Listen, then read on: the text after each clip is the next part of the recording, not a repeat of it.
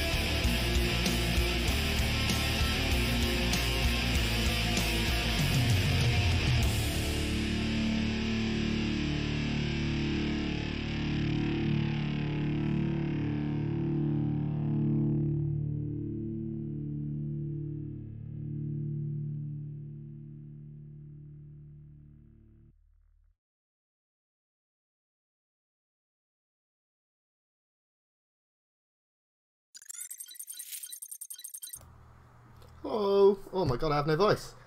How's it going, guys? Welcome, welcome, welcome. Good morning, good afternoon, good evening, depending on where you are. I think it's morning in America, afternoon in Europe, evening in Korea or Asia, Australia. I don't know where it is in Australia. How you all doing? Thank you for joining me today. It is the grand finals of the Africa TV Destruction Team League Today we have Team Classic going up against Team herO. I had to think about that. I should probably know that. My name is Grant.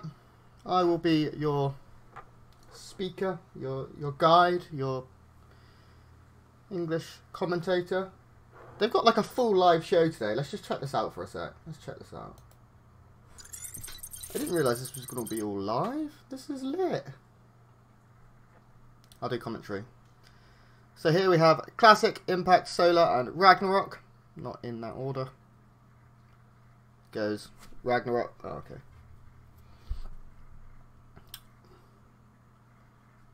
And on the other team. Oh, they're coming over. It is Team herO. Ta-da! herO, SOS, Zest and Fantasy. Again, not in the right order. But we're close. We're trying our best.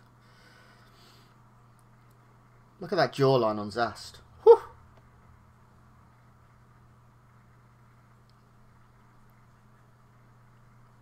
Okay, this is good. I'm just enjoying the live show. Usually we get straight into games. I have no idea how this is going to work today. They're going to do some interviews and stuff. We'll have a chat. We'll go back and look at me. Oh. I'm going to check everything is good, everything is bon. Let's get some music on. Well, that's not coming out the right device, is it? Oh, it is. Alright then. Let's turn this music down just a little bit. A lot of it. Maybe about that should be good. Gonna have some Brood War music today, maybe then some Heart of the Swarm, depending on how far we go. We will take a look at the bracket, guys, of where we have come from, where we are going, and what this is. So I will show you that. Swipe. Here we are. So, as I previously mentioned, today is the grand finals. This is it. These teams are playing for either $4.4 thousand US, 5 million Korean won, or the second place prize of 1.7k USD, 2 million Korean won. The teams are to be decided. We do have Team Classic and Team herO, nice and easy next to each other. As you can see here, Classic, Impact, Ragnarok, Solar, herO, SOS, Zest and Fantasy. This is our story so far. We had a 10-day regular season, which culminated on June 6th, 2 days ago. We had a round 1 of the playoffs yesterday. Team herO managed to eke out a win over Team Maru. Team Maru kind of underperformed all season, to be honest with you. They do take a little bit of cash, $800 I believe. Yeah, but certainly the team everyone had as the favourites. Team herO did manage to beat them. Zest on a tear as well. And today we have Team Classic versus Team herO in our grand finals. Now, as you can see, Team Classic have gone undefeated this season. It is predominantly thanks to Impact, Solar and Ragnarok. In fact, it is so much thanks to them. Classic hasn't played a single game in the season. You can see Solar all killed here. His Zergs have been absolutely on fire. Once again, Solar, Impact, Ragnarok getting 2 there. Here, Solar and Ragnarok. Ragnarok and Solar have been absolutely unbelievable. Which is really nice to see because I'm a big fan of those players. So, today it is all kill format. I don't believe anything changes in terms of format. We don't have a direct line to the tournament organisers, so we are sort of just guessing. But I'm sure it will be fine. Thank you all for joining me. I know it is a weird time of the day on the weekend. Most people are hungover or spending time with family, maybe going out for the day. But sometimes we just want to watch some StarCraft. Why does he hold the mic sideways? Looks like a rapper. I want to hold a mic sideways. I don't have a microphone. I have a thing of hair dye. 1, 2, 1, 2. Does that count? Probably not. It does look like we're going to have some pre-game time. They are doing interviews from our Korean feed where we will be commentating. We can do like an AMA. Or I could eat some flapjacks maybe. Could do like an ASMR stream. Let's not do that.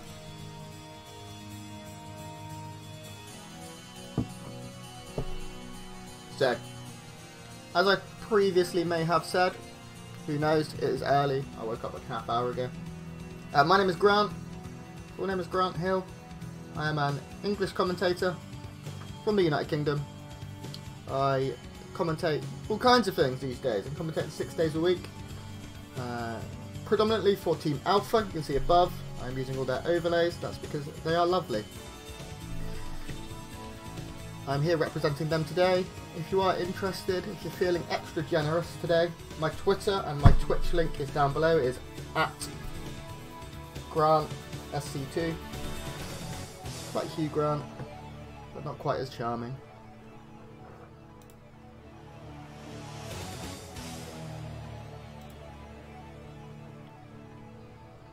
Zest is, I think he might be trash talking. I'm watching the facial expressions. It looks like a bit of trash talk coming out. They're all laughing. They're having a good time.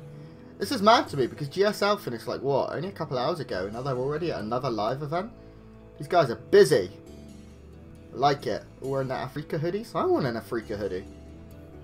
They look pretty sick. I don't think red's my colour. Clash with my hair. Although Zest has about the same hair colour as me. And he looks alright. Zest has been in the gym. He's looking stacked. I'm not going to mess with him at Home Story Cup.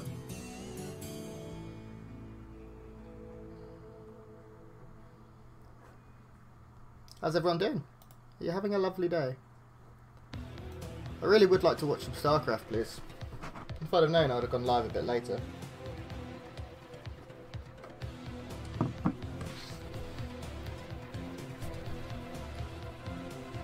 Should we just watch this and I'll just commentate over it? I'll just do like reactions. We'll figure out what they're saying together. Alright, here we go. This is SOS. SOS is saying, I'm glad I got to play yesterday. Managed to win. Gets innovation, that was nice. Team Classic's just like, I don't care.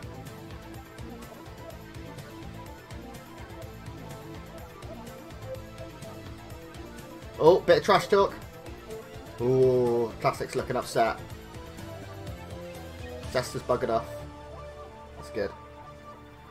I like that. Just go for a walk. See that as us. Now Team herO, the team we're currently looking at, probably the underdogs in this. Team Classic have gone completely undefeated in the regular season. They have by far the best map score. It's not even close. Now we're going over to Fantasy.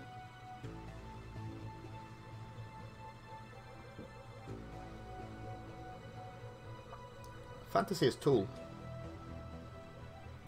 Didn't do too well with a hairbrush today, but that's okay. He's nice nonetheless. Been playing pretty well so far in this. Probably the least successful of his team, but still been doing alright, taking a map every now and then. Doing okay.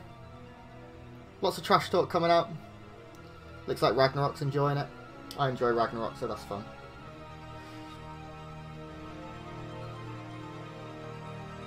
I think they are maybe... I don't know, where did Zest go? He just buggered off. I thought maybe he'd been selected as the first player. Hi Solar. Solar been the best player in this league in my opinion. The gameplay he has shown has been absolutely unbelievable. Actually in my opinion could be one of the best players in the world right now. He's beaten Maru, he's beaten Innovation, he's beaten everyone, Rogue. Every matchup, he's managed to take wins. herO, he's all killed many a time, or at least once. But taking 2 or 3 maps every time he plays.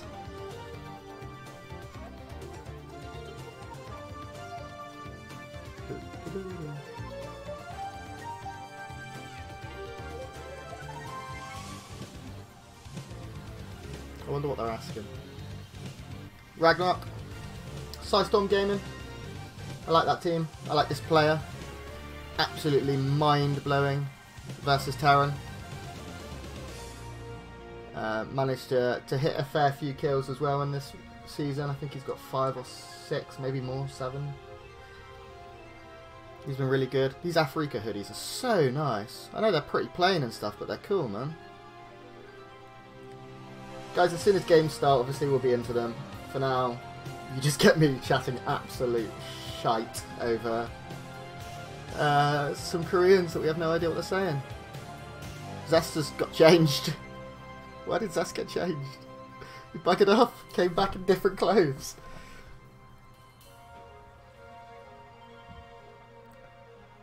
Randomly patting his face. Maybe I should do that. Maybe it'll help. Maybe then I'll be an aggressive Protoss player with a GSL title. I feel like that's maybe not the secret. Oh, that's bigging up the crowd. I can see it. Yay! Fighting! Kamsahamnida! Meet in the middle, shake hands. Ah. Oh, how very polite of them. I want someone to just slap someone, just proper backhand them and be like, you're going down! But I don't feel like we're going to get that. Okay, looks like we are waiting to find out who the first player is going to be. We do have a weird ad. I'm not going to show their ads.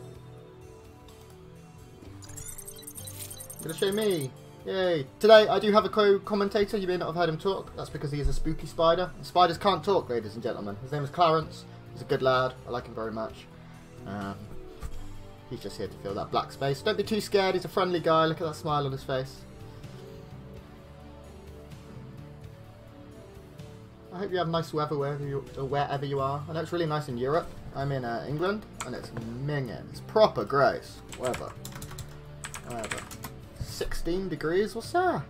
Weather 19, it's not that great. Weather, what's that? 16, oh, okay. I know in St. Petersburg it's like super hot, 31, Jesus, Russia.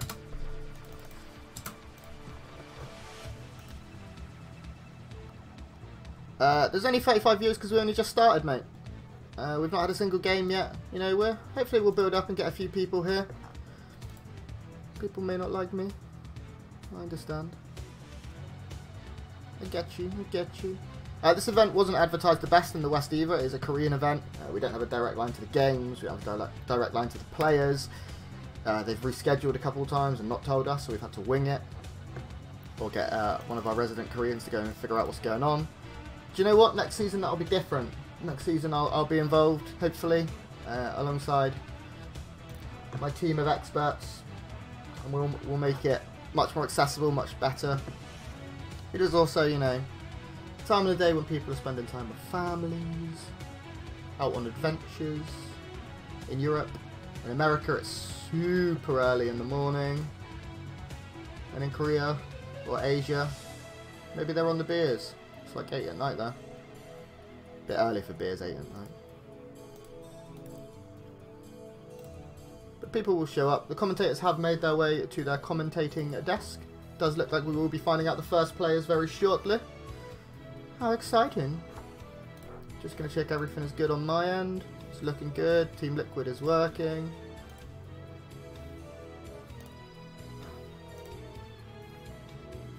If you're in chat, guys, please say hello. I will get back to you. There is a small delay just from going to Africa. I like how Mimic You. Pokemon. Sign. That's the word I'm looking for.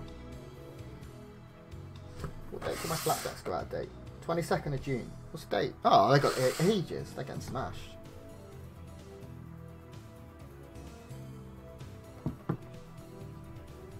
I'm sure once the game starts, guys, I'll be able to pick up some excitement. Right now, I've just woke up and pretty tired.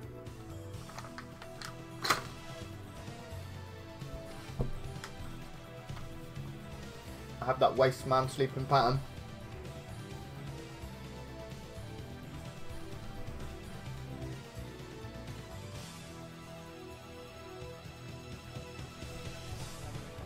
So yep, it is 4v4, as in 4 players versus 4 players, not a 4v4 match. I'd love to see a 4v4 match.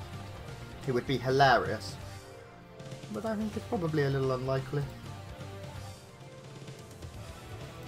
Game should be starting very soon. They are running their usual precursor to the game starting, which is nice. Hopefully within the next couple of minutes.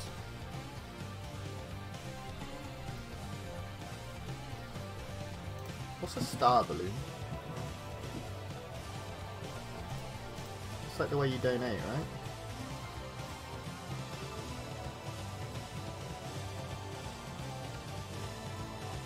Oh wow. Somebody just gave 1,000. That's $100. These guys are rolling in it. The fuck? 1 star balloon? Okay, that's maybe not so good. 50? That's $5.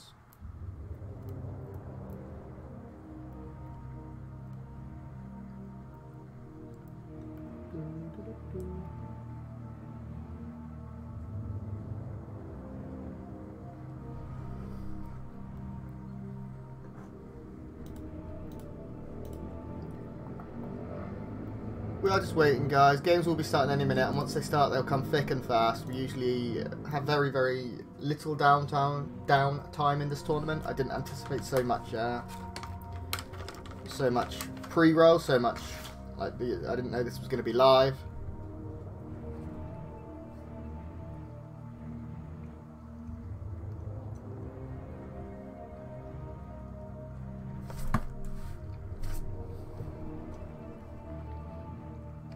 If you are Korean, this is being commentated in Korean by JYP and his Korean commentating pals. I'm not certain who they are.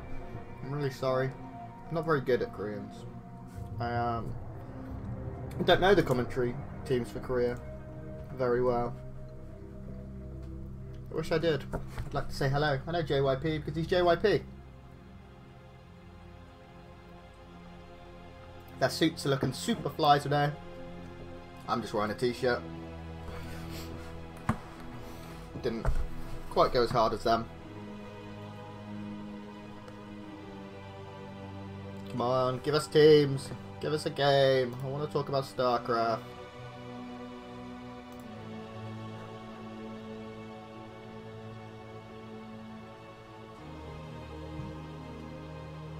Oh, things are happening. Things are happening. Looks like players are being selected, so I will slide on over. Oh! It's Ragnarok.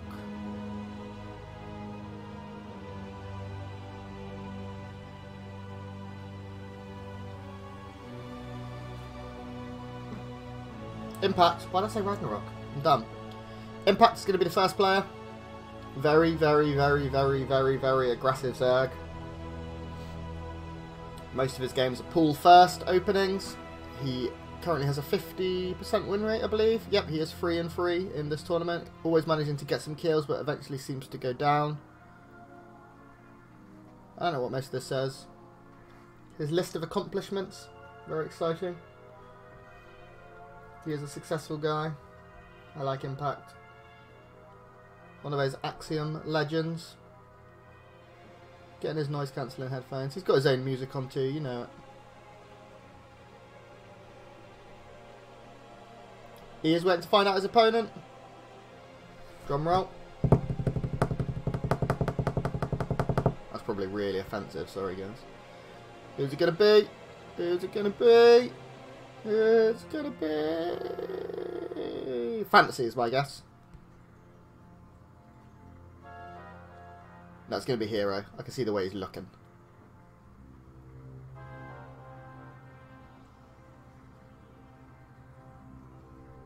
Maybe SOS? Pick! Fantasy, I win.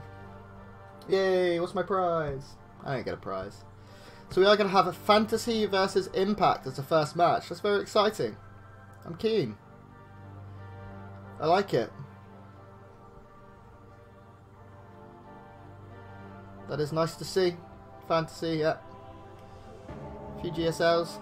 Hello, pay attention. I will dominate. Ooh. Fantasy. With a 33%, he's managed to take one map, but he has died twice. Not had the best season, as I said. Hasn't needed to. His team, very, very strong. Strong team. Doing well. Brood War music. I'm gonna on my phone right now. Pick it up with my feet. A skill right now. Oh, I have retweets. Thanks, retweeters. Wait, Zombie Grub retweeted it? Thank you so much, Zombie Grub. If you are here, thank you. I really appreciate that. Now I feel bad for just absolutely chatting crap. And Julie as well. Thank you, Julie. I should have been all professional. Bugger. It's fine. We're having a nice time. That trophy is sexy, right? So Impact versus Fantasy is going to be our first matchup. As we previously said, the map is that map. We will see what it is when we get into it. Unfortunately, I do not read fluent Korean. I wish I did, that'd be lit.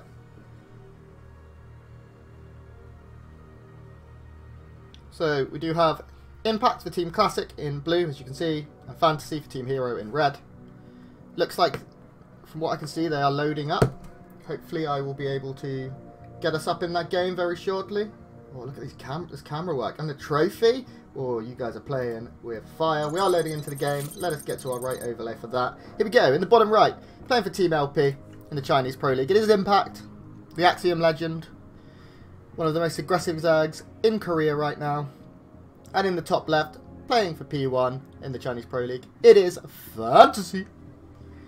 Fantasy, a very solid Terran, known for his timings. And by that I mean his GG timings. Whee. That was cheeky, wasn't it? Sorry. Everything is looking... Oh, I like the drawings. That probe maybe has seen better days. But the rest of it, good effort. Good effort, some signs. This is nice. They'll probably say, 감사합니다. 감사합니다 games. Okay, so everything opening pretty standard. Actually, Impact deviating from what he has been doing more often than not in this tournament. He has generally been opening pool first with a quicker gas, doing some Ling Floods. Hello, my non-Korean friend. Unfortunately, you don't get my commentary today like you would at GSL. That would have been really awkward.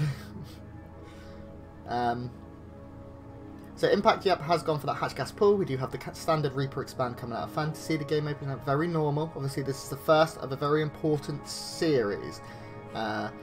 Both of these players very much need to pick up that early momentum for their team. Team Classic obviously want to get the ball rolling. They've been absolutely incredible. Once they get 1 or 2 wins, they usually steamroll the rest. These players, if they can get warmed up, the more... Basically, if you can keep things running smoothly for Ragnarok and for Solar, then you're going to be in a great spot, because those have been the heavy hitters. To reiterate, if you've just joined, guys, we have had a 4-set regular season. So far, these players have played 4 matches. So far, Classic has not had to play a single game. His team has won every match without needing Classic. They have never lost more than 2 players. Their third player has always cleaned up and won the rest of the day out. This Reaper actually getting a lot of kills on these Lings. The Queen maybe a little bit later. Does go for an inject before chasing off that Reaper. And the third has been denied. I think Impact did want to get that a little bit earlier. You can see it was bunker blocked for a while by Fantasy. Fantasy, predominantly a bio player, has incredible drops. On Acropolis, we'll have to see. It is one of the largest maps. I don't think it's a great mech map. There aren't too many openings in the middle of a map. It's a real cluster. This Reaper is going to try and slow down even further. Oh no, now the Queen's blocked it. Too slow. This Reaper did a good job. Fantasy really seems to be on his micro game so far today. Looking good, feeling good. I liked it. That was good to see.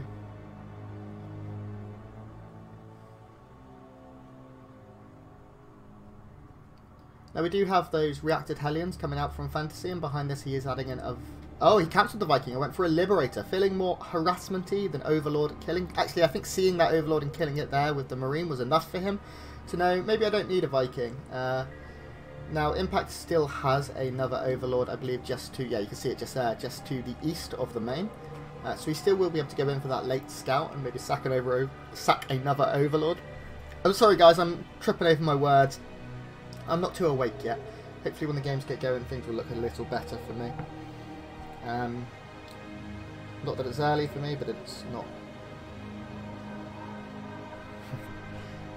it's early for me, because I am a waste man on that American schedule.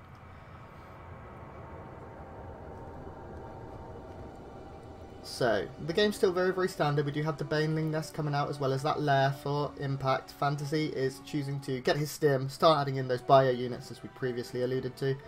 Nothing too exceptional. There go the extra 2 racks. His third CC is being built in that wall. Nothing being hidden. I don't believe there is an armory, so we shouldn't see too much commitment. Now, This very, very nice spore placement here by Impact means that this Liberator shouldn't do too much damage. It is still going to manage to siege up, maybe get 1, 2, 3 kills. Just the 3 kills. 4.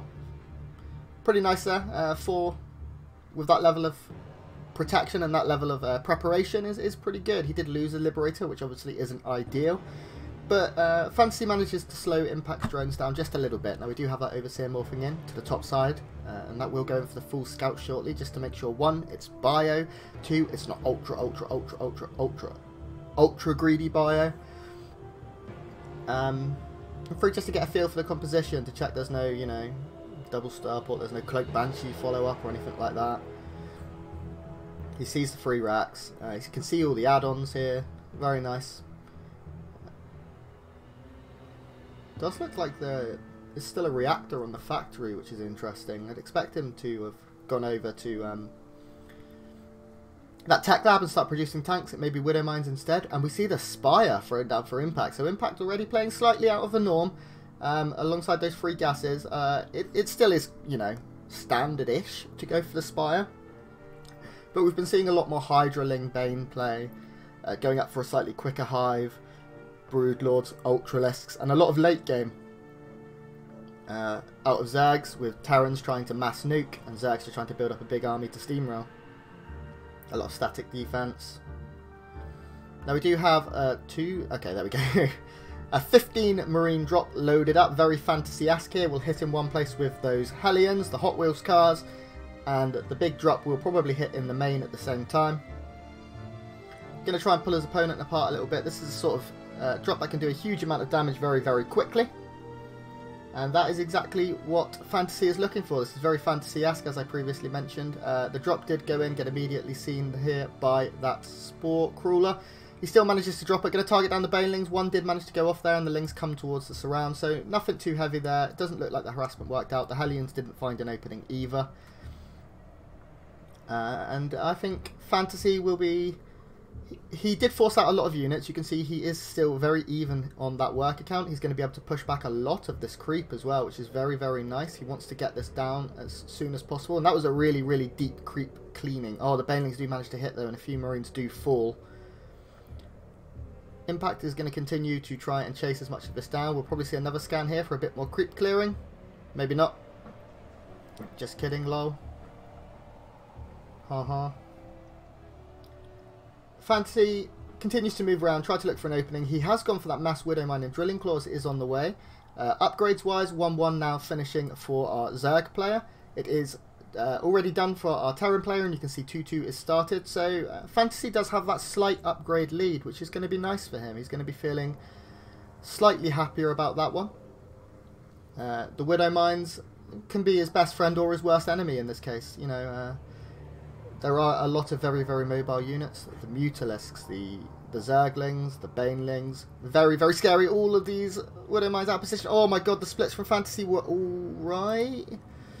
He does keep a lot of that bio alive, and now you can see a lot of these units do start to fall. Fantasy actually taking a supply lead. That looked a lot scarier than it ended up being.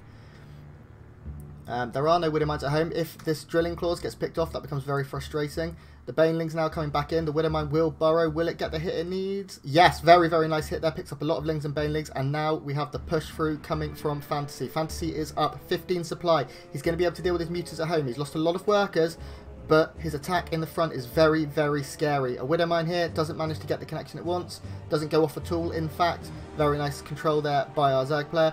Oh, the Banelings. So scary there. This tank, unfortunately, no longer long for this world, and actually the Marines ended up unloading right on top of those Banelings and getting picked off. Impact ends up holding with a very successful hold. He killed 18 workers in the downtime. If these medevacs go down too, this becomes very, very scary here for Fantasy. Fantasy really needs all the medevacs he can get. He is probably going to lose them all. Oh, really, really big Widowman hits. All of the mutas go down almost immediately, and now there's nothing left. This 4 actually comes out to find that it has nothing to shoot. Nothing interesting to kill. There are more mutas in production though, so he will get to have his fun. He doesn't miss out on the action. Supply is still very even. As you can see, Fantasy is down on workers, but up in army supply. His 2-2 finishing in 10 seconds. Will end up being very, very handy in these trades.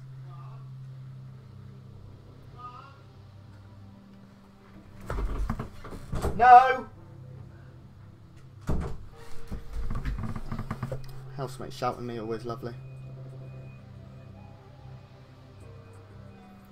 Widowmine gets an okay hit. It does have that Drilling Claw upgrade, so remains burrowed and will hide. Now these Mutalisks are picking up all of the Medivacs. Continue to be a real frustration here for Fantasy. They've certainly paid off so far in this game. 3-3 has started for Fantasy though, and that is very, very quick. No downtime on his upgrades, and that can end up being very handy, especially with the multi-drop play that Fantasy likes to play. Not to say he's a single-faceted player, he will be all over the place. He has a lot of different options, but his drop play, absolutely some of the best. You can see he is adding in Cyclones, which is unusual. I'm not sure if that was intended. Pretty good at picking off a Mutalisk and kiting around, but it's certainly not a Widowmine. Decent Widowmine connections. Actually, the splits from Impact have been incredible, and over these Medivacs keep getting picked off. I'd hate to think how many have gone down this game.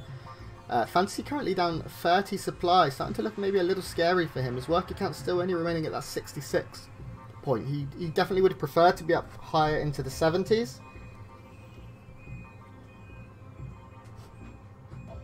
I've been tagged in something. Oh, there we go. Good morning, Sushi. Thank you for setting this up. Big shout out to Alpha's Sushi. Now the game continues. These Mutalisks are sharking around, being frustrating. There are Widowmines buried in these just strange places. Hopefully they can get the hits that they need if you are a Fantasy fan. And you can see how many are just running around. Very, very annoying. This CC did take a bit of a battering, but it does continue to hold tight and hold strong. Widowmines, oh my god, do not manage to hit. One does go off and does get a very good hit against all those Mutalisks. The rest do not. We do have a Ling counterattack that did not succeed. It did look like Fantasy was in a great position to deal with that. Oh my god, another Widowmine hit. Absolutely filthy. Oh god, don't fly into them. Oh, so many of these Mutalisks do go down. And it's starting to look a little bit scarier for Impact. He is remaking Mutas, but he has lost a lot so far in this game. Oh my god. What? I'm casting! Jesus.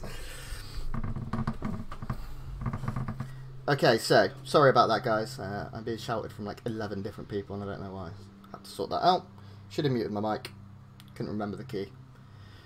Another Ling run by completely fails here for Impact. They have definitely not worked, which is, you know, usually the bread and butter of an aggressive Zerg player, to be able to run by all the time. We do have this Widowmine drop coming in. Oh my god, so many drones are about to fall. You see how quick they burrow. 7 immediately fall down. Baneling, counterattack comes in. The 4 is here, and he is going to pick off a lot of them. So the wall goes down, and that does supply block Fantasy for a while, but it won't be the end of the world.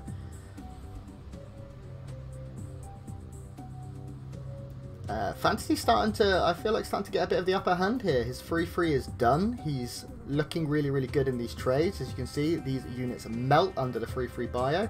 The Cyclone I'm a little confused about. I'm not certain if that was intended. It could be used just to target down Overseers and things.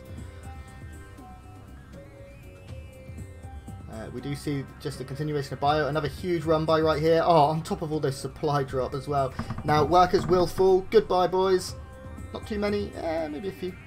Only 3 went down, not the end of the world. We also do have this big attack coming in from Impact. Fantasy is trying to micro. There is no Banelings left underneath this, and these 3-3 Marines will tear through the Mutalisk. The Mutalisk having no armor upgrades whatsoever, but Fantasy did lose 19 workers. These Widowmines not ready to fire just yet. The CC really doesn't want to be going down. There is also workers going down on Impact side. This drop proving to be pretty good for Fantasy so far. Only gets a couple, but he's trading well. He's forcing units out of position so Fantasy can stabilise. Fantasy down to less than 60 workers. Impact has 91.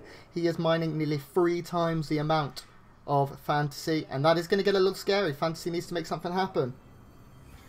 He needs to get going here.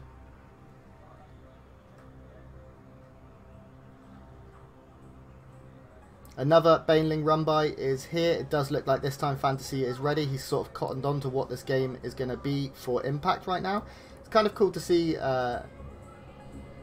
the quite long mainstays on this tech. Only now is Impact going into Ultralisks 15 minutes into the game, and those Ultralisks are obviously going to be very scary with 3-3 with that chitinous upgrade. We're also chitinous plating upgrade. We're also getting adrenal glands, so these Zerglings become cracklings, and like someone on crack, they are very, very dangerous in this scenario. More and more workers are falling from both sides. You can see the trades never stopping. That CC forced to cancel. Very, very frustrating there for Fantasy. Fantasy is down 40 supply once again, and it is all pretty much in workers. You can see his army supply is even. He needs to target down the Banelings. Those Banelings can't afford to get the big hits on the bio. The micro very, very good for Fantasy. The split's also phenomenal.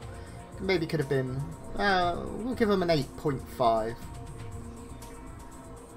Fantasy micro and the best of his ability. This game very all over the place. Guys, if you are new here, I am casting from a feed, so if you have any concerns as to why is there no game sound, that is why. I'm also not observing myself, which is why it will never be as good. Now, Fantasy is still down 50 supply. His army very strong. Those Widow Mines always very scary. 9 of those upgraded Widow Mines can make an army of Zerglings and Mutalisks disappear at any given moment. There are a decent amount of Marauders here to deal with these Ultralisks, but maybe not as many as Fantasy would like. Fantasy is actually supply blocked and has been for a really long time. He's not anymore as he loses some workers. Now the big attack is coming in. This Ultralisk, the Ultra's actually not managing to get into the fight whatsoever, but the CC does go down, and I think this ends up being very, very good for Impact once again. Impact is now up 60 supply. He is getting more and more of these very high-tech units. Only one Ultralisk right now, but more and more Widow Mines will go down, and now it's 70 supply. Very interesting. 4 more Ultralisks on the way, and the Marauder count looking mighty thin for our Terran player. Guys, if you are a Terran fan, if you are a Fantasy fan, start crossing your fingers, start crossing your toes, because right now Impact is chasing that first kill. The Ultralisk is managing to get a very, very good angle on this army. It is tearing through these bio units. There are Zerglings coming in to shark around. The Widow Mines are even giving quite a lot of friendly fire. Now there is no Overseer here, but GG is called, and Impact does take game 1 for his team. Very, very nice there from Impact. Impact, of course, playing for Team Classic. Arguably the favourites in this. Very nice. Yeah, Sushi, I can do that. So Impact does take his first win. Fantasy, unfortunately, he looks sad, he looks dejected. He knows he got zagged. Now we do have to wait and see who the next player is going to be. Will it be Zest? Will it be herO? Or will it be SOS? Only Protoss is left from that team. Protoss has generally struggled a little bit against Zerg, and there are a lot of Zergs here. Especially these Korean Protosses.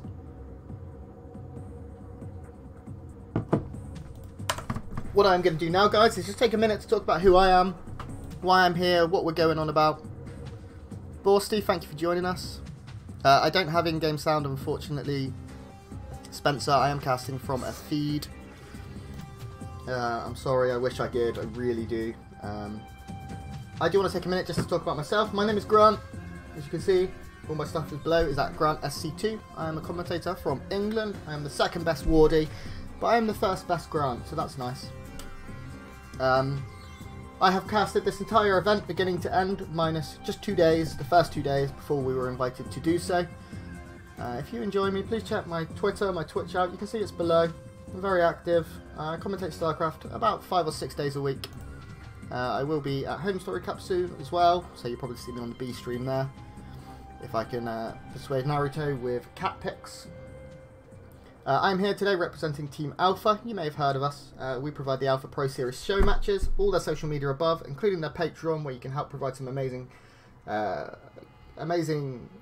financial rewards towards the players that we support, which just happens to be a fair few, and I will show you this. The main thing we have is our Alpha Pro Series show match.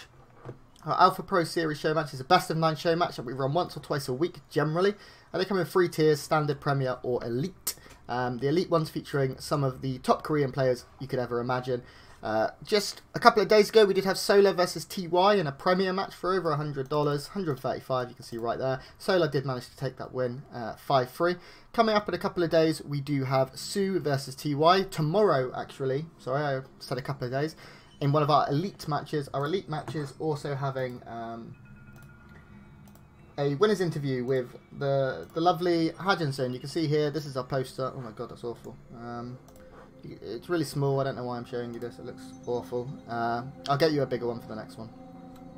But yes, Sue versus TY, tomorrow, 7 PM KST, 6 AM EDT, and 12 PM CEST, so that is 11 AM for you English boys, if you are here as well.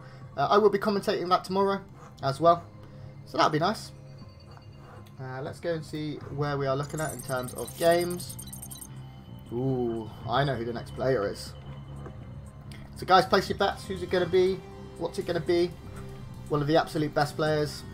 It is a Protoss, I'll give you that. Is it SOS? Is it Zest? Or is it herO himself? Maybe very soon you'll be able to know.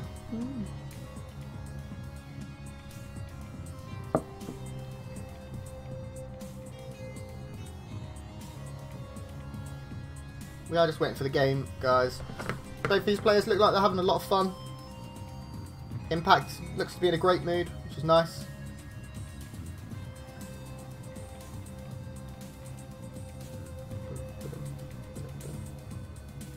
Thank you so much for everyone joining me. I really appreciate every one of you. If you've retweeted my tweet today saying what we're doing, thank you. Zombie Grub, thank you so much. Julie as well. I really appreciate you. If you're in Germany, I'll buy you a drink. Maybe two, if you're good. Maybe a kebab if you're really good. Those kebabs are really good too. We are just waiting for the game to load up, guys. It does look like the fancy camera work is happening. Everything's starting to look pretty good. The crowd is hyped. Impact hasn't got its headphones on, so maybe we're not going in just yet.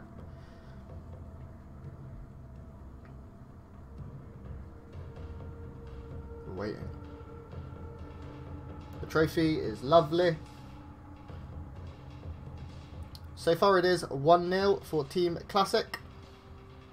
They did take first blood. I think these players might be typing to one another in the lobby. They're laughing. Headphones are going on. Hopefully we can load into that game any second now. I'd like to talk about more StarCraft. I'd like to see some Protoss versus Zerg from two of the absolute best in the business. SOS, a very wealthy boy. Impact doing pretty well for himself too. Okay, the camera again, going all fancy. I feel like I need to sneeze. I do. Excuse me. Jesus! We are loading into the game. Ta-da! So it is Impact, up 1-0. Did take that first kill in the top left-hand side. And in the bottom right, playing for Jedi Green Wings, it is SOS. Sorry guys, allergies. Okay, so SOS, a very, very, very good player. It can't be overstated enough how good SOS is. I would say maybe the favourite going into this. He is the red player playing on a barcode. I don't know what they're saying, guys. If you do, let me know in chat. Maybe they're hard flaming one another. Or maybe they're just telling jokes. Knock knock, who's there? I can't think of any jokes. Now, Impact is flying across the map with that first Overlord. He has gone for that standard hatch. First, we didn't get to see the very early pool. Impact so far playing not as aggressive as we are used to. I'm sad to say. I like a very aggressive Zerg. We do have that gate, Nexus, and then core coming out of SOS.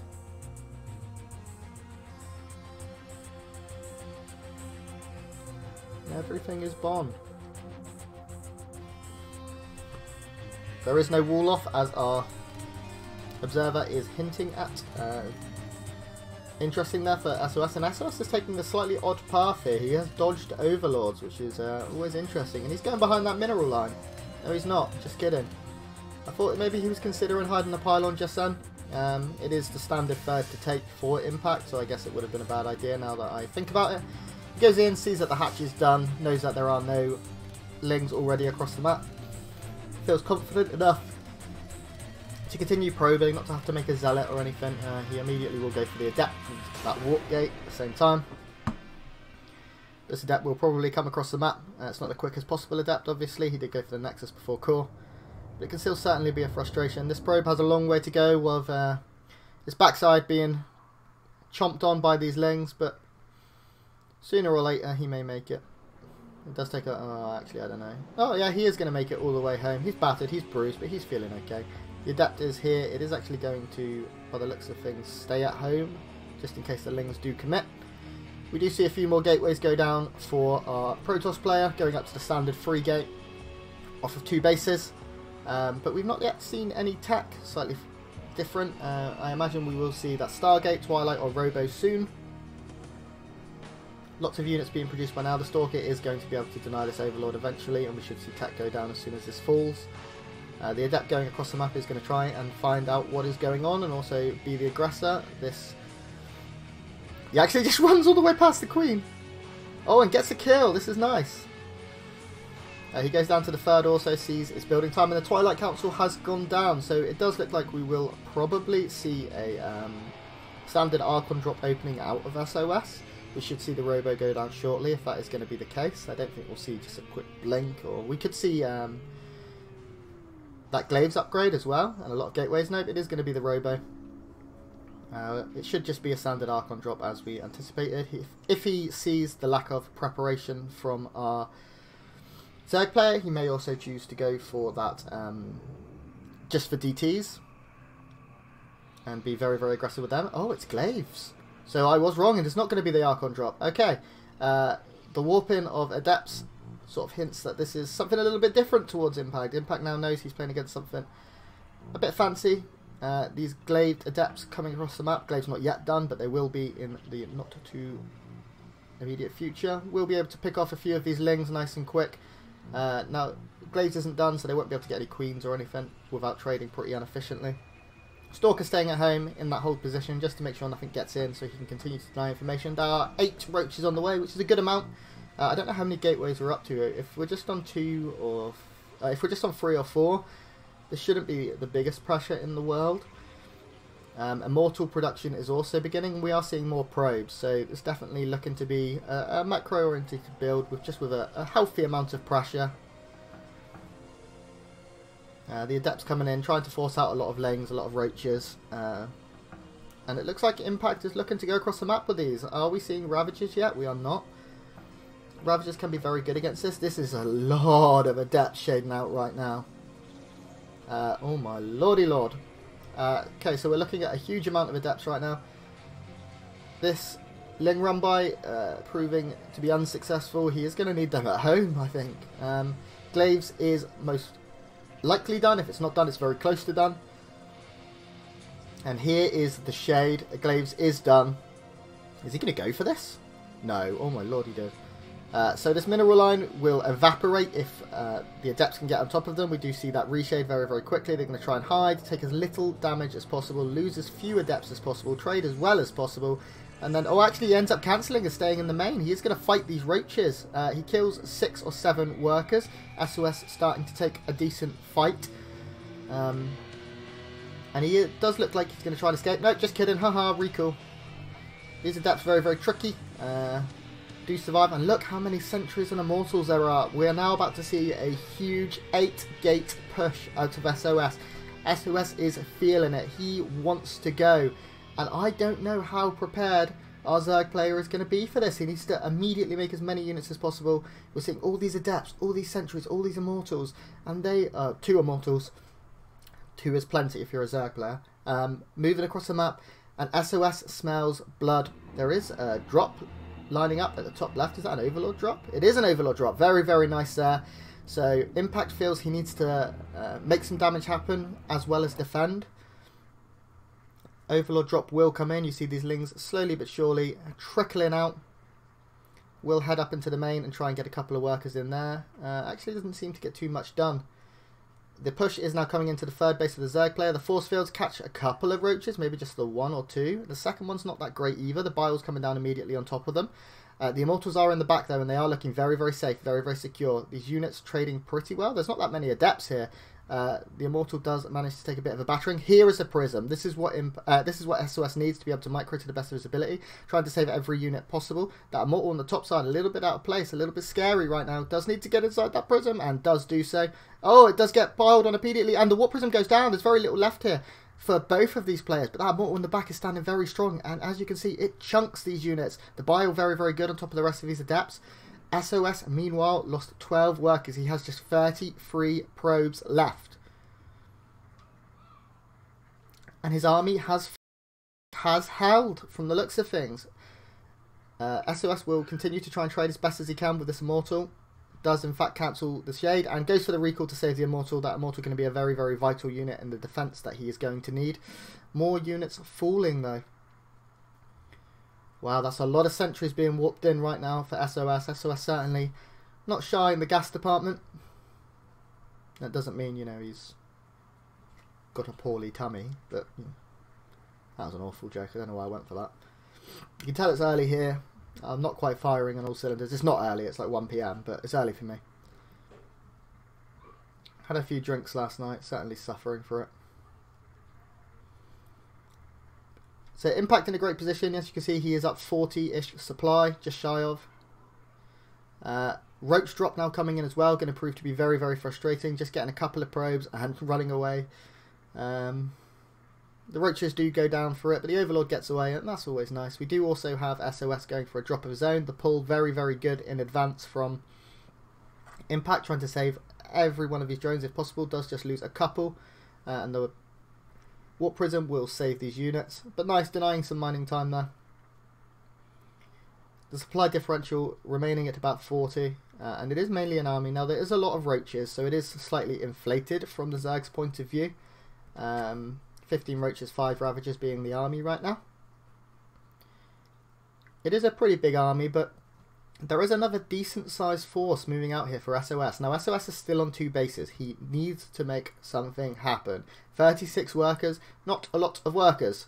He does see this army coming right now. The Biles will be very important. This Concave, very nice for Impact. He is up 50 supply. If he catches the Prism early, that's massive. The force instead moving up here in between the natural and the third. The force field's very, very good. Are eventually broken by Biles, and some Biles do look to connect on some of these sentries. Sentries starting to disappear. Meanwhile, there is a Roach drop in the base of SOS that SOS will have to deal with slowly. The Biles continue to be very, very good. These Immortals are taking an absolute battering. The Prism Micro now coming in, but there's still so much here for Impact. Impact is up 54 supply. This one Roach managing to kill a few probes as well and bring a few units home. And it does look like, for now, Impact remains strong. He holds. He has +1 over nothing. His economy is good. He has that 47 drone count on the 3 bases. The Roach continues to just be so annoying. There are still 3 Immortals here, and 3 Immortals certainly have room to do some damage. If the force fields can be true and strong. As you can see, force fields immediately go down, trying to buy as much time as possible. The Biles, though, connecting on so many of these sentries. Only 4 sentries remain, as I can see. And this army getting collapsed upon. Immortal does look like it goes down, and it does. The Warp Prism was in range to pick it up. SOS falling apart right here. It does look like all may be said and done. Oh, the Warping does finish, but the Prism is dead, and that means the Immortals will follow. This army is being pushed back. I expect to see 2 magical letters right now. That's basically GG. And Impact goes up 2-0 in this series, guys. He is taking it for the team right now. Impact feeling very, very good. Waits for his next Protoss opponent. Who's it going to be? His team are excited for him. Can Impact get the all-kill? Wait, this is best of 7? Oh, no, wait, it can just go to 7. Yeah. That makes sense. I thought this was like an extended series for a second. Guys, thank you so much for joining me. I appreciate all of you. Show you the feed in the second window. Do you know what bore Steve for you, mate? Yes, I can. This is going to take some impressive doing. Some on-the-fly editing. But we're going to make it happen. Okay. Window capture.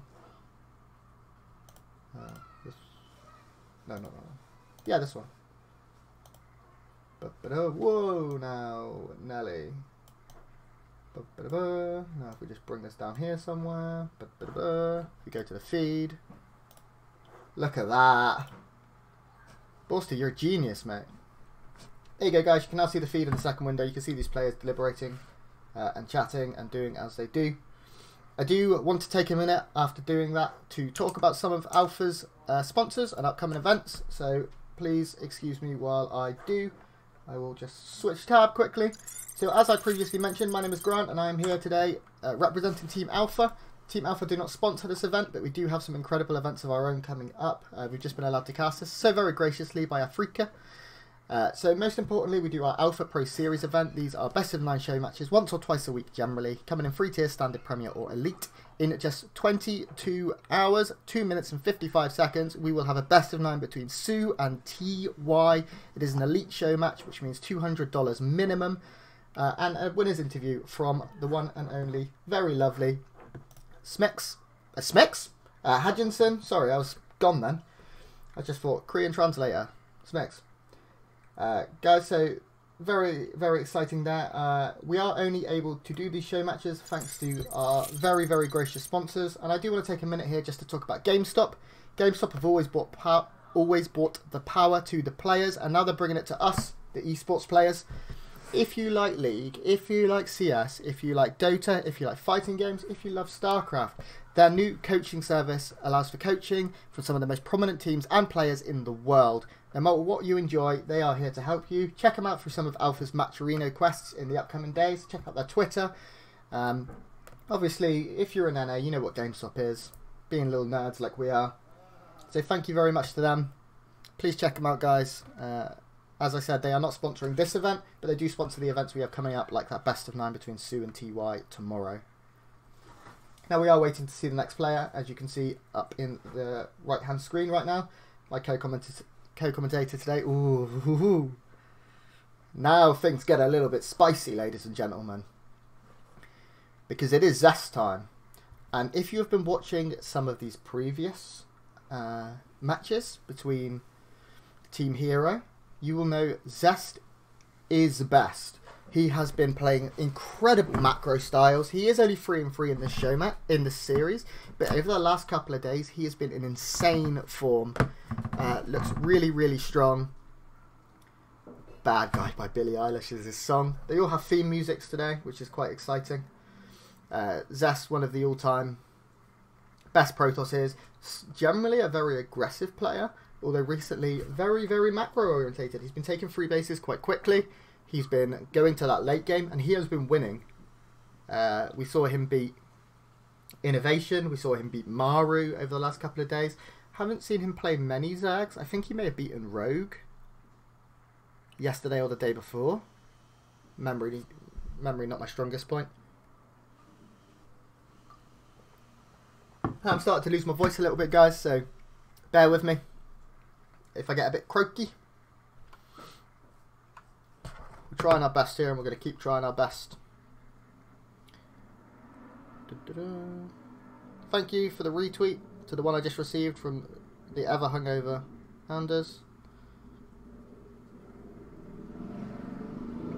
Now we are waiting for the game to start, as you can see. Excuse the motorbike going by, or pimped out car. Apparently my life is too fast, too furious. The players now getting their headsets on, as you can see. I didn't do this too good. There you go, you get a better idea now. It is 2-0 so far for Team Classic. Impact has beaten Fantasy, and Impact has beaten SOS. $O$, as he continues his absolute tear through this tournament. The Zergs from Team Classic have been unbelievable. Ragnarok, Impact have been insane, and Solar, who is yet to play, has been the best player in this tournament. So let us get into the game, guys. There we are, full screen in the game. In the bottom right, he won the last 2 games. It is Impact. And at this point, you get a bit of momentum going. You're starting to feel it, you know? You can just hear all kill in your head. But he is up against one of the all-time most successful Protosses in the world. It is Zest. Phenomenal player. Is going to go for that gateway on the low ground this time. Zest, as I said previously, has been been playing very, very macro orientated the last couple of days. Maybe he mixes it up today in this grand finals and goes for what he is known for, very, very aggressive style play.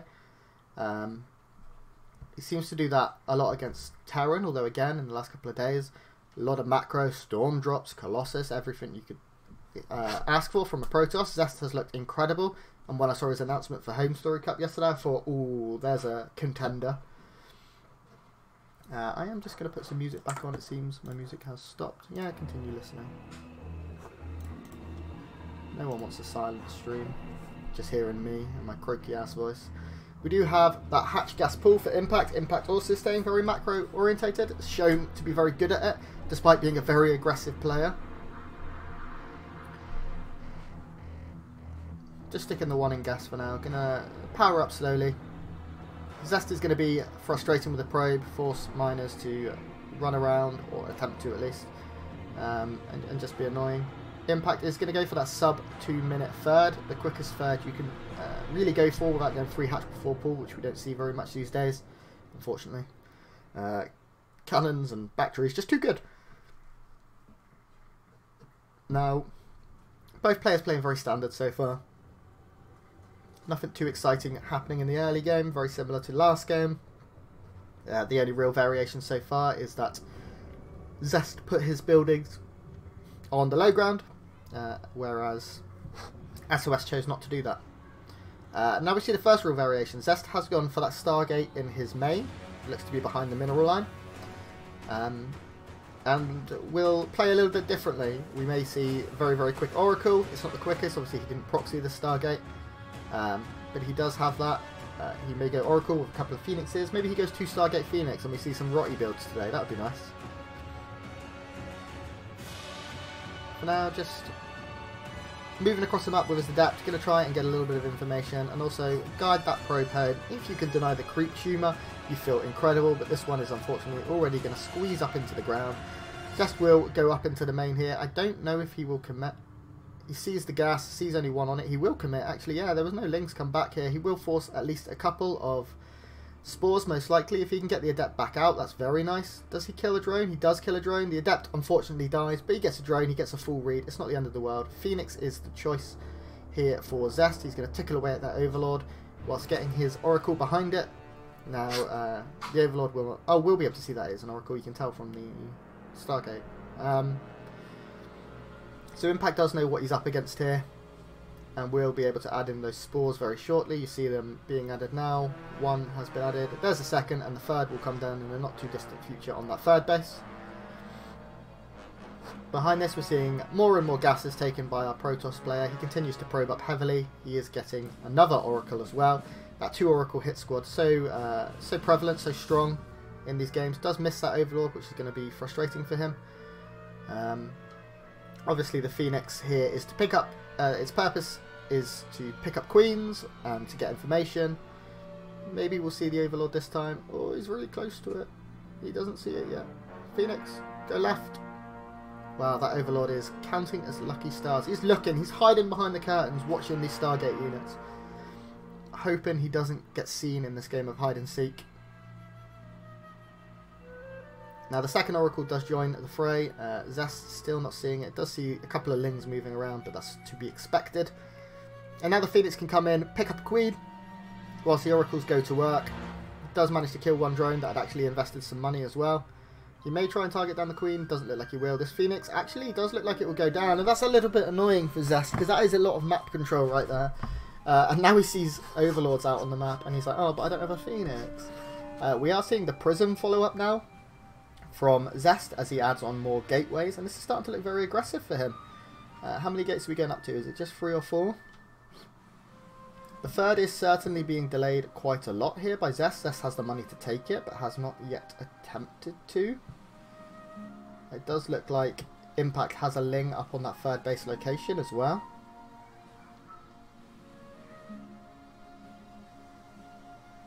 Zest with the 3 Oracles is going to fly in. At this point he can pick off a Queen if he catches one out of position. 3 Oracles very, very strong. There is a Spore here, but 3 Oracles make drone lines disappear. He needs to target down the drones, and he does. 7 immediately full, and if he can save all the Oracles, may even recall them. I think they can get out, actually. This is really, really nice. Now the third goes down, a load of sentries are forced to fight a load of lings. Always an interesting fight. And the ling counterattack comes in. These sentries, ooh, blow their load a little bit early. A problem I'm sure Zest doesn't usually have. One ling does get in and we'll get the full scout. This is very, very nice here. The spire is down for impact. We are going to see Mutaliths, probably just 6 to 8 is sort of a normal amount. We do have that nice trap there going down and stopping impact mining a little bit. And impact has lost a fair few workers. He still is up to the nearly 60 count. Obviously very, very nice. The oracles remain giving so much map presence, so much fear into the Zerg player. There's always a stasis ward ability that can be thrown down at any time as well.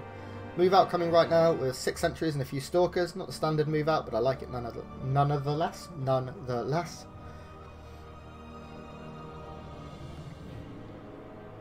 And these oracles obviously going to be a huge threat. If the queens go down to stop the attack in the front, then very, very nice effort from impact to trigger that stasis ward and not lose many units.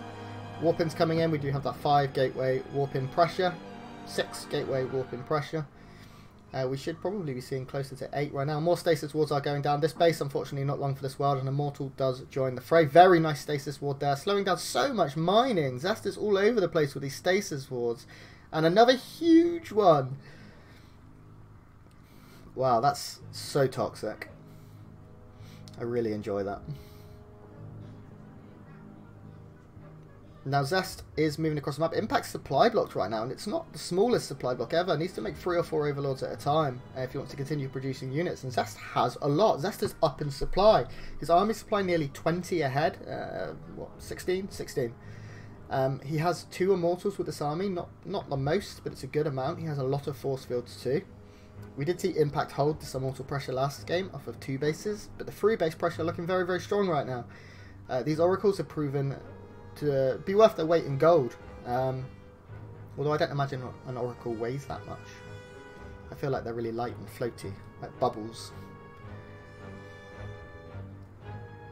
The oracles continue to get full information. It now comes to the point where Revelation becomes very, very useful. If he can get Revelation on that big chunk of units, he'll be able to scout everything he needs to. Hasn't gone for it just yet. Revelation, there it is. Revelation goes down, and right now Zest has all the information he could ever need. He is adding on Blink, lots of pylons, getting... Oh, he changes it for Zealot Charge. Oh no, Blink finished, I apologise. And Zealot Legs immediately starts. It's hard when you're not observing.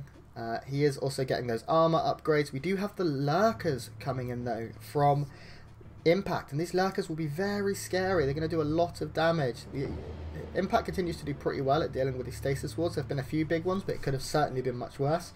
If Zest had his way, Impact wouldn't have minded a mineral in the last about hour. There are no Archons. There are no real tanky units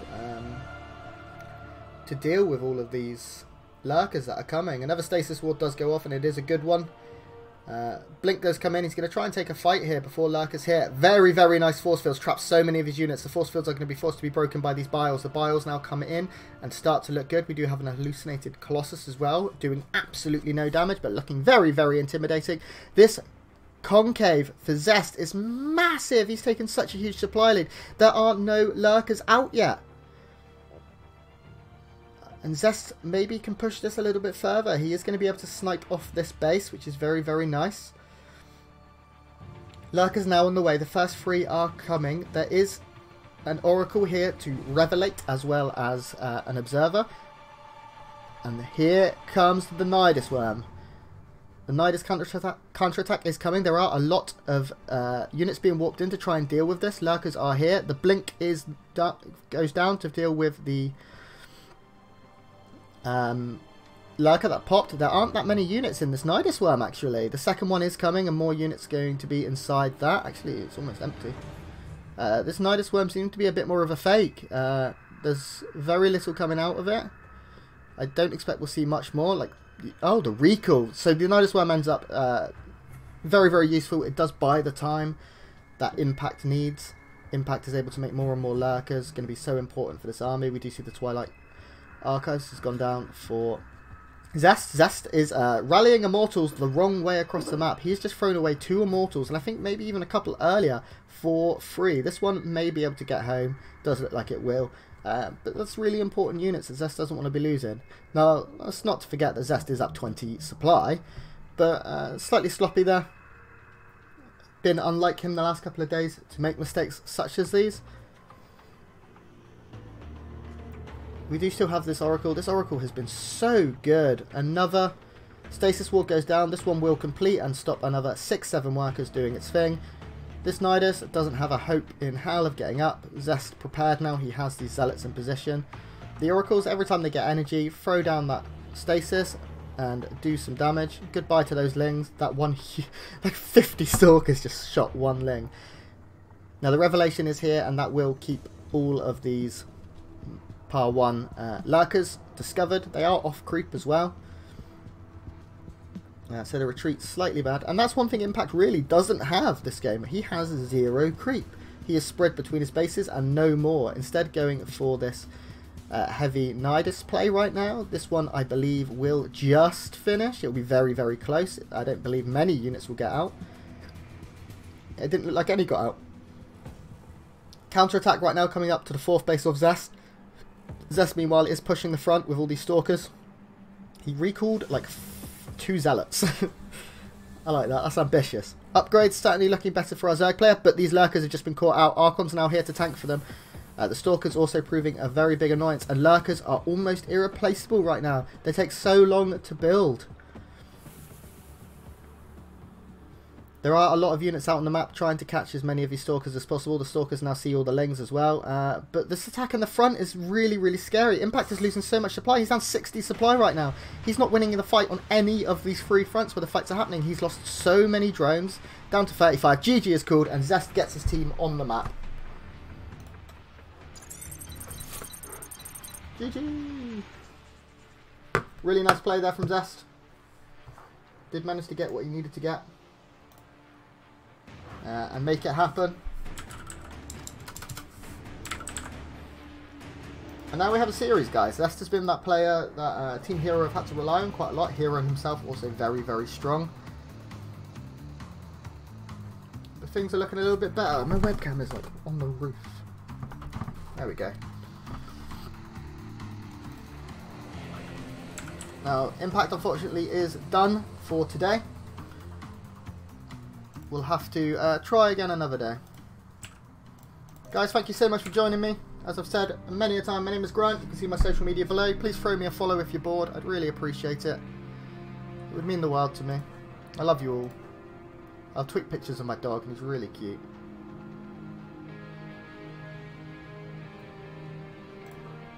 I'm getting a message from my own Discord.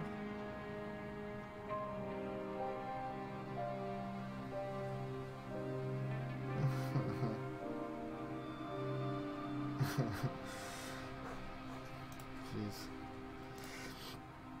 Now we are going to wait to find out the next player. As you can see, the Korean co-commentators are discussing. So Impact is down. There is still Ragnarok. There is still Classic. And there is still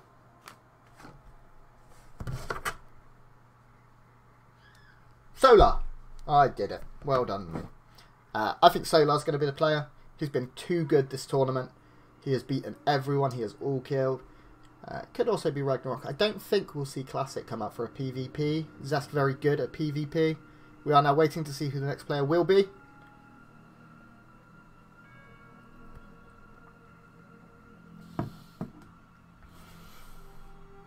Maybe Classic feels like he wants to play though. Look at the legs on Zest!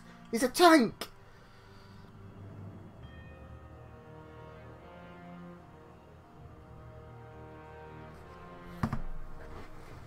Absolute warrior. No, don't give us a break. Why is there a 7-minute break?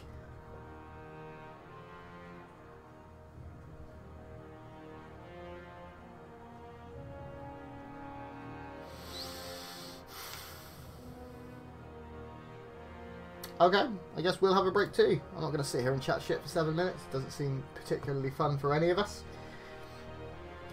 So guys, we will be right back. I am going to just leave this screen on here.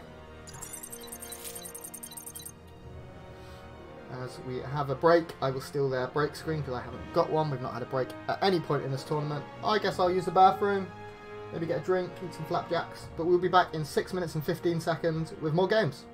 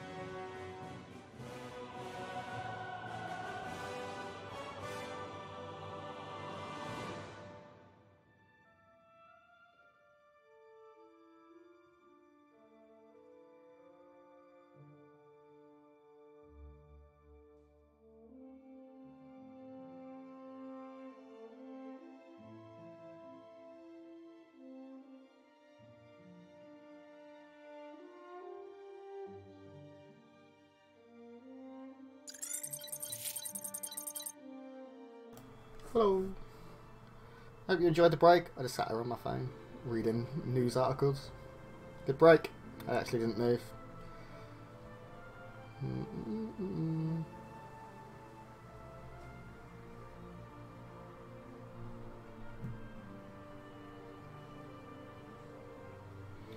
Hopefully we can get into a game pretty soon. I would like to watch some more StarCraft, please. And also, if I'm completely honest with you, my new hot tub just arrived and is currently being set up. And I proper want to go in the hot tub. So,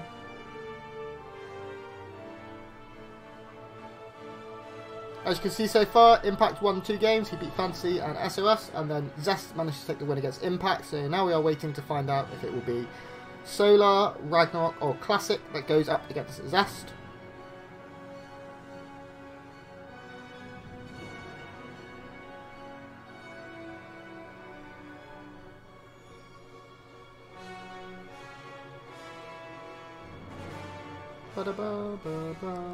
Hopefully we'll find out who that next player is going to be right now. I apologise for the break, guys. I don't even want a break.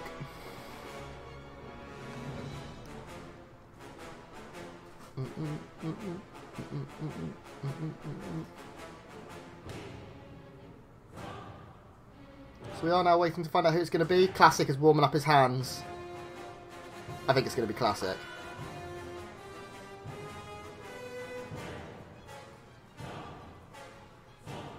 Yeah, it's going to be Classic. Look at him. He's primed. He's ready to go. I can see the excitement on his face. Ah, sugar. It's Ragnarok. Well, Classic baited me. Big old bait there from Classic. We are going to have Ragnarok go up against Zest. Zest trying to keep... Oh, Immigrant Song by Led Zeppelin. What a tune!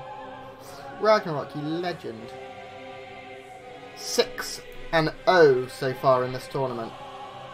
6-0. Ragnarok yet to lose. That is impressive. Bing, bing, bing, bing. We will be getting in the game soon, guys. I know things are pretty chill today. I'm really quite tired. Really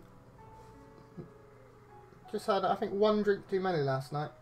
And I wasn't the drunk one in my group.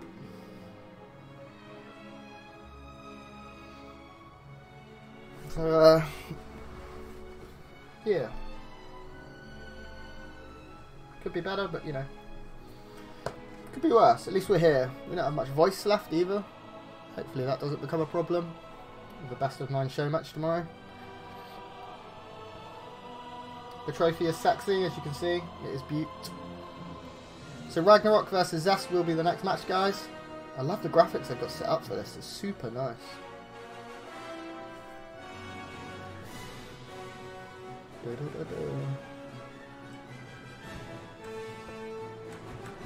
Team Classic currently up 2-1, but Zest is fighting to bring it back for Team herO.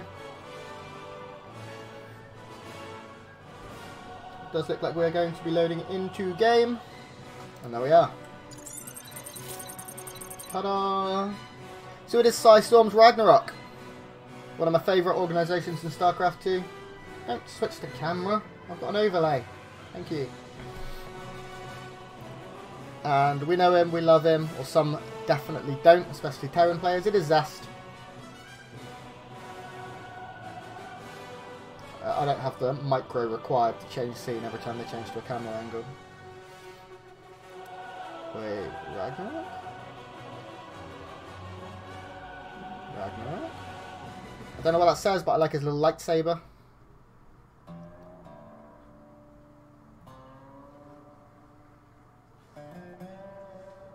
Oh, Ragnarok.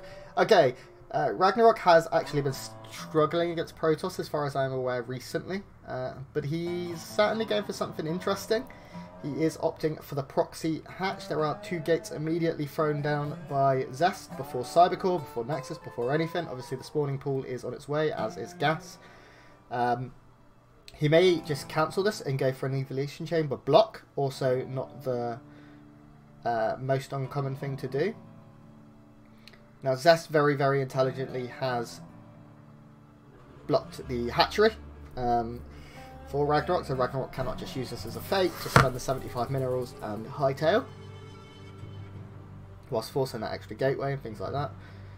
Another Pro Ball comes. Zealots are going to be chronoed, and I can't see this doing too much. I think the second gate proves very, very important for Zest.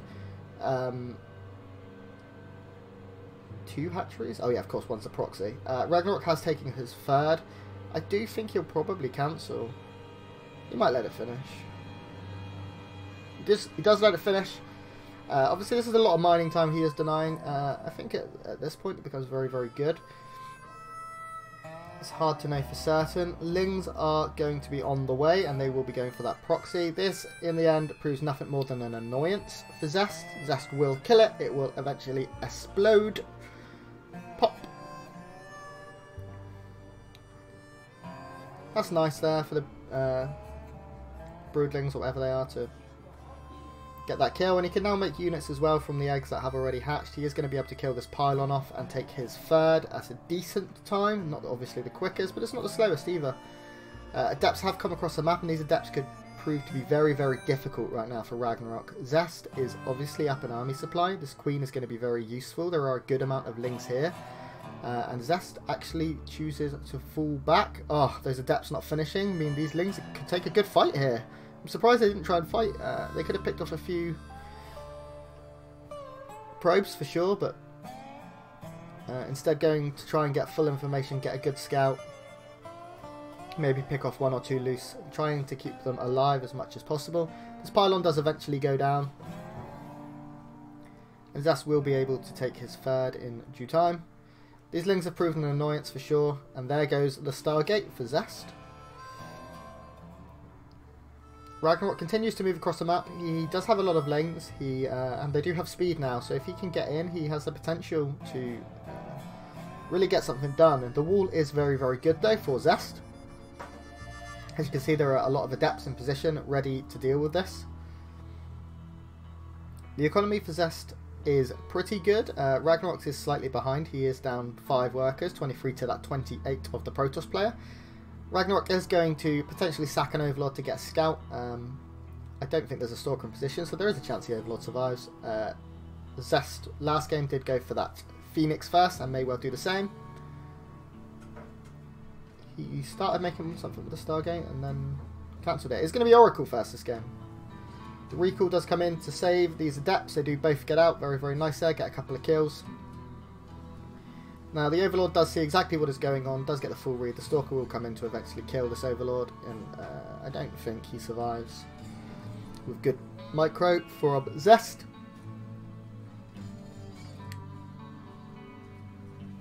Behind this, we do have the Robo going down for Zest, so certainly maybe looking to be very aggressive off of this. We may see a few Immortals, a load of sentries and a push, with the Oracle being a frustration in the back as it was last game. Another Oracle here being used, or the same Oracle here being used to get vision of that Overlord. Stalker has to run the long way. There are a lot of lings out on the map. If they can get some information here, they could be end up being very useful if they can sneak on by. This Overlord does explode and is now gone. Goodbye, Mr. Overlord. Small supply block for our Zerg player does eventually break that with a round of 3 Overlords. And Zest continues to power up. He's now getting his Twilight Council.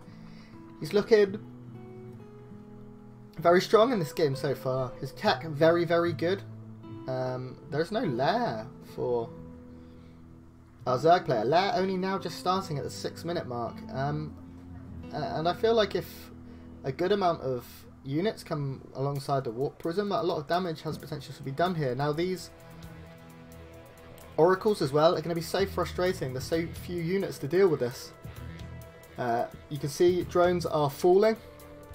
5 already. Ragnarok still does have a 5 drone lead, but Zest doing his best to keep that to a minimum.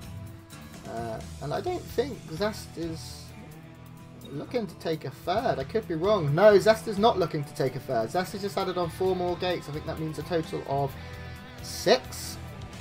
6 gates, a prism, and a Templar Archives as well. That's a lot of tech off of 2 bases, Zest. And a forge. What's he doing? Baneling Nest has gone down for Ragnarok. Ragnarok is going to attempt to deal with any pressure with those Banelings. Could be very useful. The Prism does save those Adepts. Very nice there by Zest. Oracles will come in and go for a few more kills. Now the shields have recharged. That one Oracle very low. But more and more drones falling. We see the Stasis Ward coming down. It will just catch the one unit there, the one drone. Very, very well prepared here by Ragnarok. Ragnarok also finding a decent fight, picking up a couple of sentries. Very nice when you see what is coming across the map to be able to slow it down, to be able to deal with some of those support units like the sentries. A couple of Adepts as well. It's just more damage he can do. He does have 10 Hydras on the way, does Ragnarok, so he will be setting up pretty well to deal with this Immortal. Oh, and again, another Ling counter attack. He is trading out Lings here, but for sentries, I think this is very good. Sentries are expensive gas-based units. They make any pressure across the map very, very difficult, as you're forced to use either biles or to run around force fields, or not fight at all. Now the 3 Oracles are going to continue to be a big threat. He's going to use them to pick off a couple of Hydras now. That one Oracle is so low. Is peeled back. More drones will fall. Oh, just the one. A little bit of miscontrol there by Zest. Probably could have got a second. Zest may be down in supply right now. And actually the move across the map by Ragnarok looks very scary. Zest really doesn't have much. He has some High Templars, but he doesn't have Storm anytime soon. And this is a bit of an anti-timing here for Ragnarok. He's managed to kill so many of the sentries that I feel like this has a lot of potential. Is he going to morph in a load of Banelings down just to the south there of the natural? Zest pressure does manage to catch a lot. We do see a lot of units warping in here for Zest, and these will be useful, but so many of his units are falling early. The Oracles are going to be forced to fight, and they are already very low. All of the Oracles will fall. I do think Ragnarok has done it. You can see the supply differential right now. This Immortal, no chance, lad. He will fall. The gateway wall will fall, and GG is called. Ragnarok takes it to match point, ladies and gentlemen. Ooh. Ragnarok, for his team, powering through, still undefeated in this tournament. 7-0 in maps. The Zerg players for Team Classic have been unbelievable. And to repeat myself for the 3rd or 4th time today, we have been through 4 rounds of this tournament, 4 best of 7s. This is the 5th. Classic has not yet played a single game. The team captain is just going to collect the money for doing piss all if his team can manage to power through and take the next map.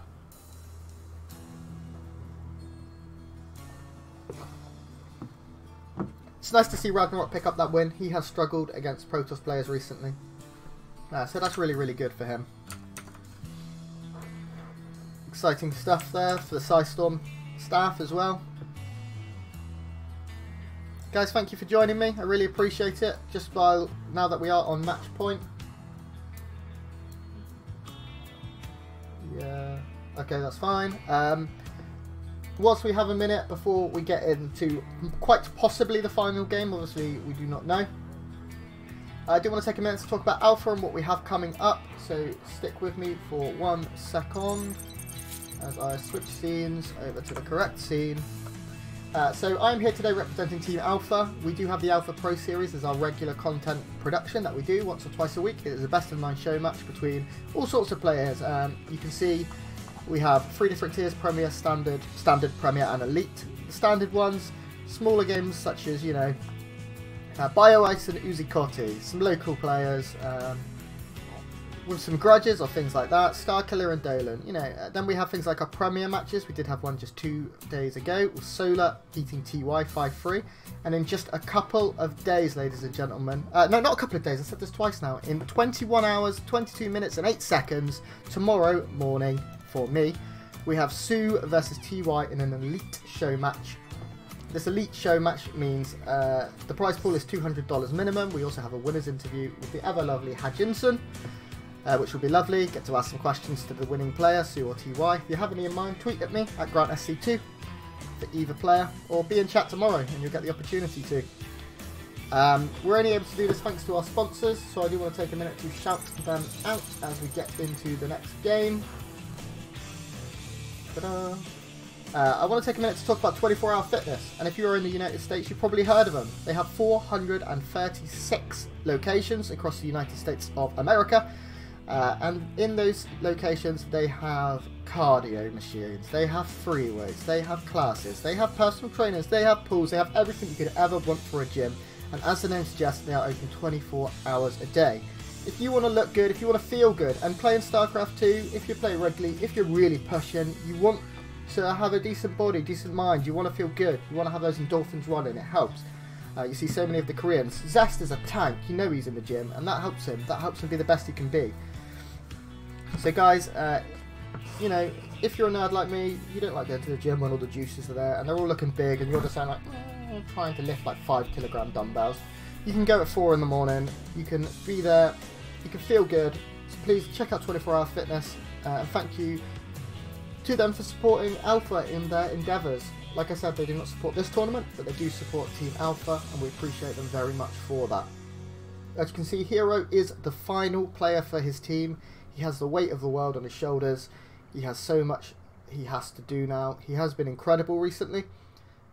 He's been very, very good in the GSL. He has a 73% win rate in this tournament, 8 wins and 3 losses. Managed to do extremely well up there alongside Solar, I think, as the first and second player. So, you know, he's the captain for a reason. You can see the focus in his eyes. Ooh, look at that concentration. Meanwhile, Ragnarok's looking pretty chill. I don't know if Ragnarok will go for another proxy hatch. Maybe. Be interesting to see. The players looking like they're having some fun too. Always nice. Just looking over at me. Hello. Waving at the imaginary player on the other screen. The teams are excited. Hopefully we can get into the game soon instead of me just talking over silly camera angles. There we are, Team Classic. Feeling good. Feeling strong. Yeah, Freaka TV crowd. Hello everyone in the studio not listening to me. I appreciate you. The trophy, sexy as they come. Does look like Turbo Cruise is going to be the map. Very exciting. I know that because of the 84. That's clever. As Ragnarok at match point looks to secure this for his team against herO, the Triumphant Song Gaming player, playing in that Chinese Pro League. As is Ragnarok, Systorm playing it. The players look focused. I feel razor sharp. That's a complete lie. I feel like a wet blanket, but it's going to be fine.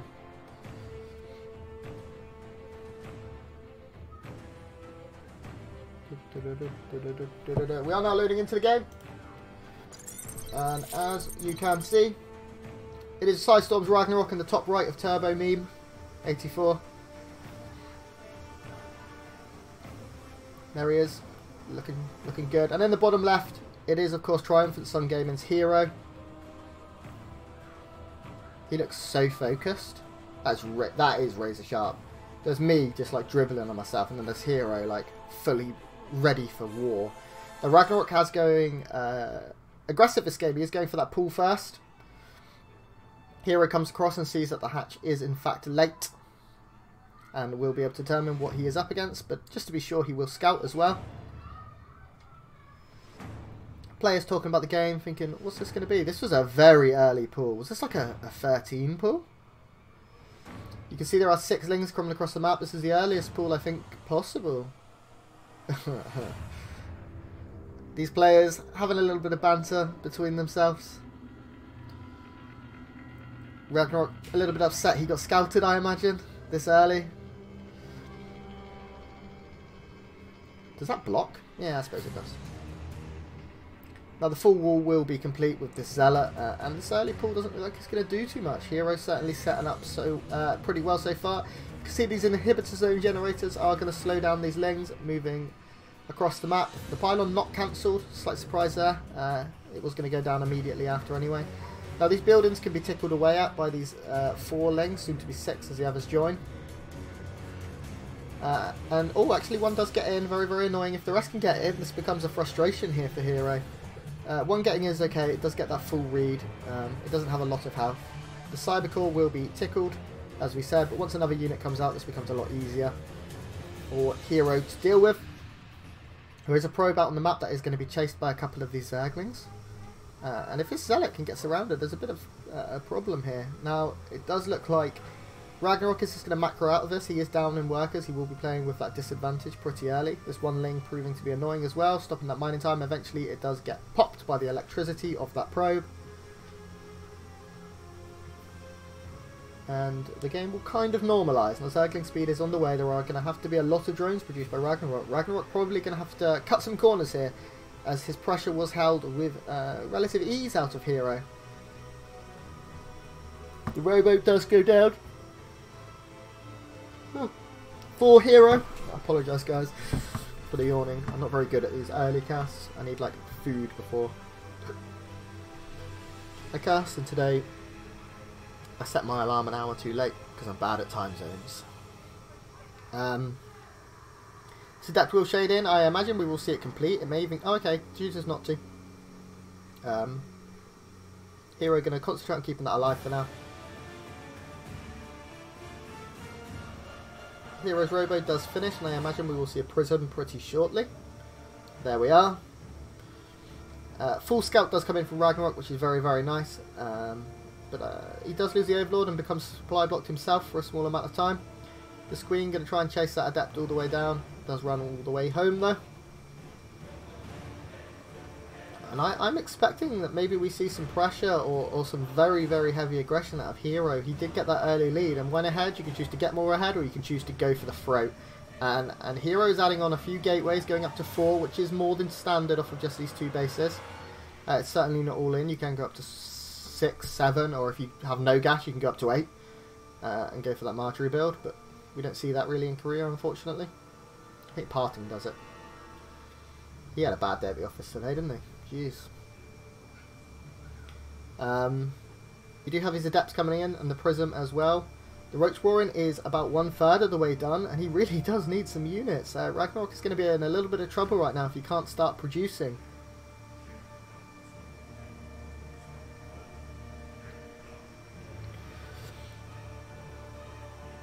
This creep tumor will get denied. That's very frustrating for the active tumor to go down like that. It did look like it was going to finish, so no cancel there out of Ragnarok. A lot of units being warped in. This is a whole load of Zealots. I really, really do not know what the answer is going to be here when the Immortal joins. 5 Roaches on the way. That is not going to be enough from Ragnarok. herO's in a great position right now. herO has stopped producing workers for a long time. He has a lot of gateways, as you can see. And he is moving out looking for blood. There's so few lings here. Sure, there are a few queens, but another warping round makes this very, very scary. Now, herO is sort of at his max supply for now. I'm surprised to not see a force field on the ramp just yet. I guess trying to save these for now. He is going to start force fielding as much as possible now. Keep all his units alive. Still no force field on the ramp. I guess with the warp prism here, it's completely unnecessary. herO is pushing through. He is taking a great fight here. This Immortal has sat in the back, poking away at these Roaches and Queens, doing so much DPS. You can see the supply lead for herO. He is up 10 supply. The Prism has been forced away, and actually it looks like this might be cleaned up. It's certainly getting close. Micro coming into account right now for our Protoss player. He is now powering through with Adepts joining. I think this may be the end of Ragnarok. We will have to see if he types GG or if he is going to be able to hold this. There are a lot of units here and they have got that good position. GG is called, most likely. That's what that says. I'm not certain myself.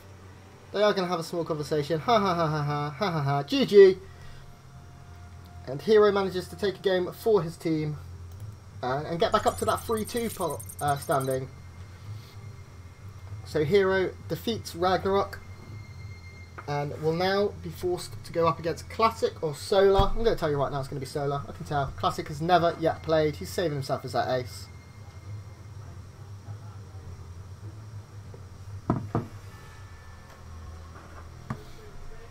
But a good win there for herO. As you can see, the game's very, very close. We are just 3-2 in score.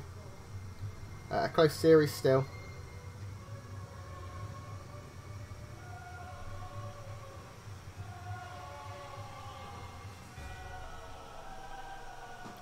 We are going to wait to find out who the next player will be. Ragnarok, he's still smiling. He still knows his team has got this, I think. I think he's feeling confident that they're going away in first place. He managed to get a kill as well. Or two? Two. Yeah. So now we wait and see who the next player is going to be against herO. Will it be Classic or will it be Solar? I think it will be Solar. Solar has been unbelievable in these ZVP matchups.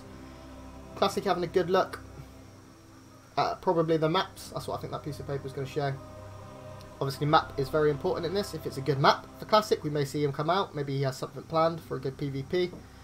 Our casters looking fly. I like their microphones. I like their hair. JYP and friends, as I like to call them.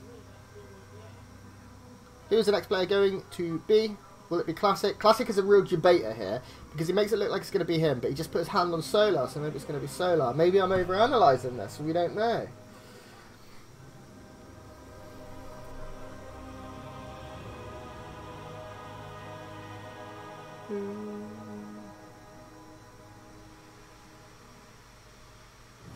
herO is getting ready to go back to his battle station to engage in war with his, I think I heard them called as like space pharaohs. It's a good way to describe Protoss. Space Egyptians. That's pretty much what they are. Against possibly some other scary space Egyptians and possibly some bugs. Some scary, scary solar bugs. Some that fly, some that crawl, some that go underground.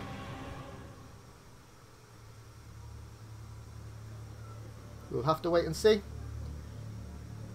My Korean friends look like they're having a good time. I wish I had someone to talk to. Thank you so much for joining me, guys. We've been here 2 hours now. I'm having a lot of fun, despite having next to no voice, next to no energy, and a hungry in my tummy. After this, I'm going to go and eat spaghetti bolognese that I made yesterday. It was really tasty.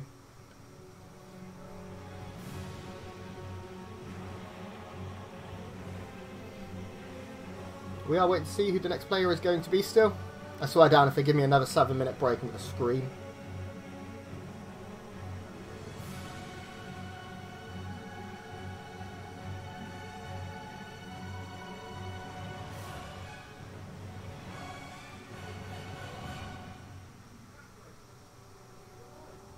Things look to be happening.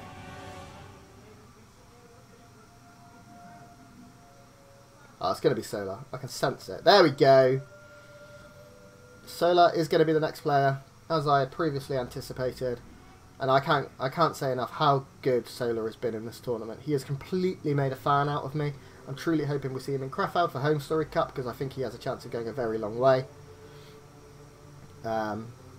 As you can see, 7 and 3. He did also all kill.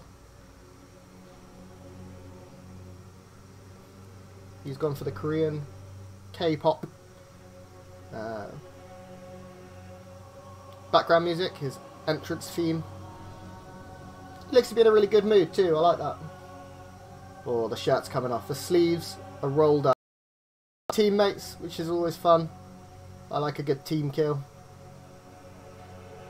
in a tournament like this. They are typing, they're having fun to each other. Looks like herO just threw his headset across the room. Accidentally. The trophy looks good. The players look ready. I feel like they look prepared. herO's still looking really focused. Solar's looking loose. Looking good. Looking loosey-goosey. Don't know why I did that. Honeymoon dessert. I wonder what kind of dessert that is. I like dessert. I had a really good chocolate, like ice cream sundae the other day at a restaurant. It was like Rocky Road. I don't know if you have Rocky Road outside of England. It's like marshmallow, chocolate, fudge. It's good. It's good stuff. It does look like we'll be loading into the game momentarily. Usually now. Here we go. Let's get into it. We do have, from Triumphant Sun Gaming, the Blue Zerg Solar in the bottom right, playing for Team Classic. Match point. If he can win this, Solar takes that championship for his team, I think. Don't think there's any resurrections or anything in the finals. It did just say best of 7, as we expect. So, now we wait and see. What are the builds going to be? Is Solar going to be aggressive? Doesn't look like it. Solar is going to play that standard hatch first opening. I'd love to have seen herO just open with a Forge. Full Grim Reaper. Print F all over him. Unfortunately, we don't get to see that too much outside of the EU and NA GM ladder and any one of my games ever where I only Cannon Rush. But the game opening very standard. We do have that gateway down on the low ground for herO. Solar as well, going very, very normal. Going for that hatch gas pool. We'll see the pool any secondo. There he goes. And we do see the Cybercore before Nexus, so we are going to have some aggression out of herO this game. We will see a very, very quick Stalker or Adept. Usually it's the Adept. It can get across the map very, very quickly. Start picking away at units, get a full read before that Queen is out. He could also leave it at home if he was really worried about pressure, although he has seen there is no pressure, so I do expect to see it across the map straight away. The third base is going to be taken before that 2-minute mark from Solar. Very, very standard. Means he gets everything he needs very quickly. I think he delays a Queen for it, but nothing too important. Getting that economy going. This probe from herO is being so frustrating. Just forcing miners to stop their mining. We do see just the one Queen for now. The second one will join in the next 100 minerals. JK, instead he made Zergling speed first.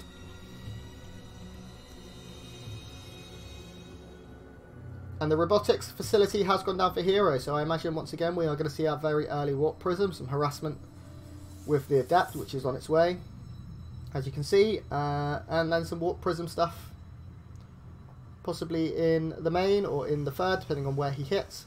This Adept is going to get in and get that full read if he chooses to go down, and he will.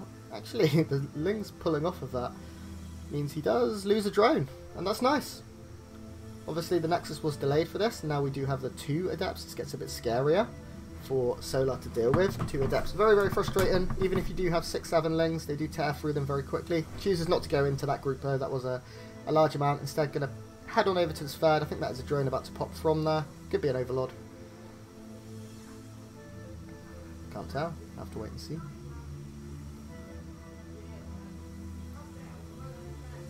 The creep tumor denied. That's very, very good here for herO. Similar to TVZ, if you can, with the first couple of units, deny that creep, you slow them down so much. That Queen's invested a lot of energy here. He has also forced out a good, healthy amount of Lings from his opponent, so I think herO's probably feeling pretty good right now. Drones are still a flowing out of the Zerg Fawcett, but the economy is very, very even as of this moment. Now the Prism is out. This Prism obviously can be used quite quickly to deal with the Overlord. The Overlord won't get anything it needs here. It doesn't even get the read on those natural gases. It doesn't see the timing that they are taken. The second Overlord is now coming up through the main and will eventually go in, probably to be sacked, to get all the information he needs. He does know he's playing against Robo, seeing that Warp Prism. Excuse me, guys. But he doesn't know too much else. He doesn't know if there's 4 or 5 gateways going down shortly, or if there's going to be a third, so he needs to get some more information. Does Solar?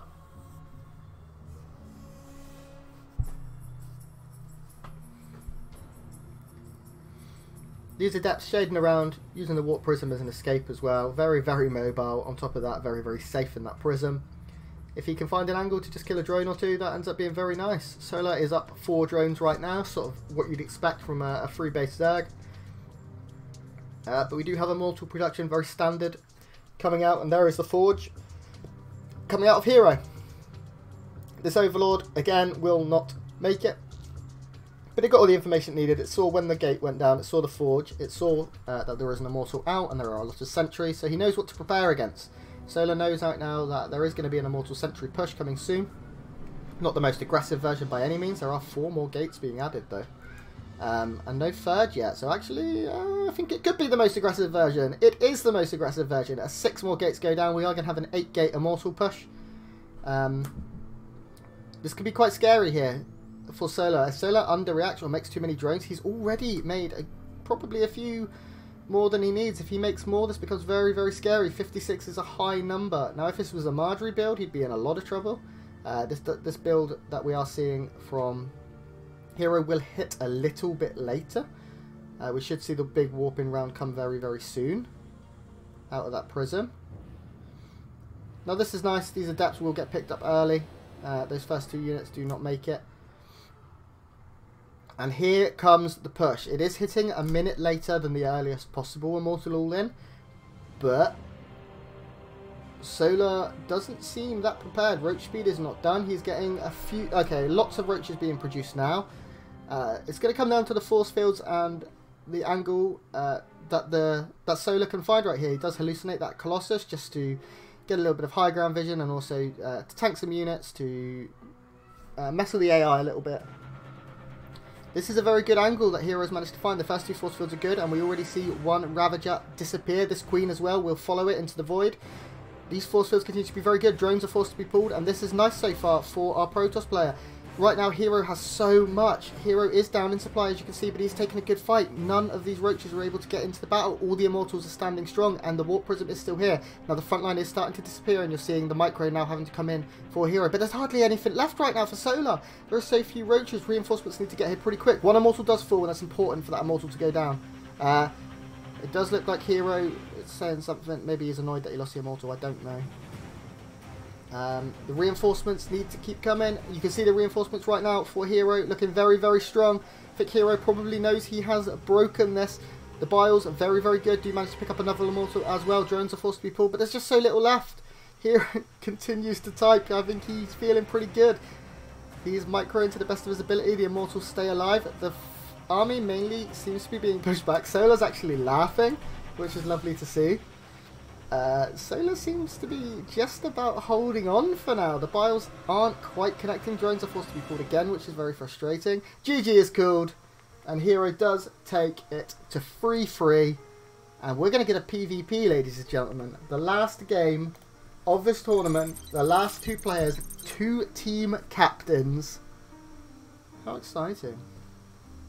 This is the furthest Team Classic have been pushed. We do go to set 7, as you can see. And this will be a very, very exciting game, guys. Thank you so much for joining me. As I've said before, my name is Grant. I really appreciate you all. Oh no, I can't deal with it when this song starts playing. It makes me laugh. The Wings of Liberty soundtrack's so good until the guy starts yodeling at me.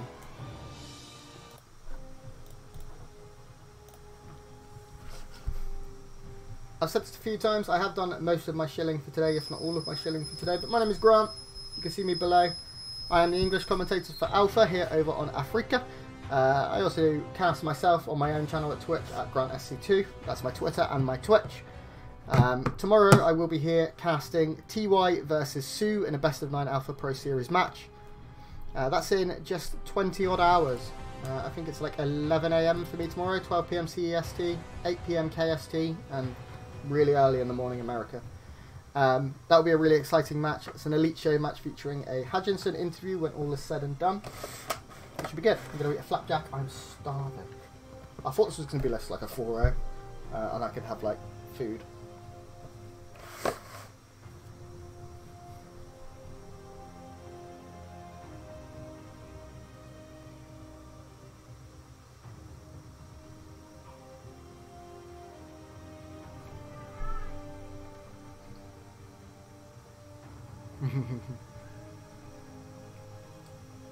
The players are talking builds. As you can see, Zest and herO discussing builds. That's a real benefit right there for Team herO. He has another Protoss to run ideas by. Whereas Classic is the only Protoss on his team. That's not, you know, undermining the fact that Classic is arguably the best Protoss in the world. He's looking good. He's looking mighty in his blue Africa jumper. Hey Africa, send me one. I'll wear it every day. They continue to discuss builds. Zest is just there like, cannon rush. Proxy Stargate. I can sense it. Very common for Koreans to proxy Stargate. Seen it in almost every PvP. I'm going to continue eating my snacks. I'm so hungry. Got some white chocolate caramel shortcake. Nice.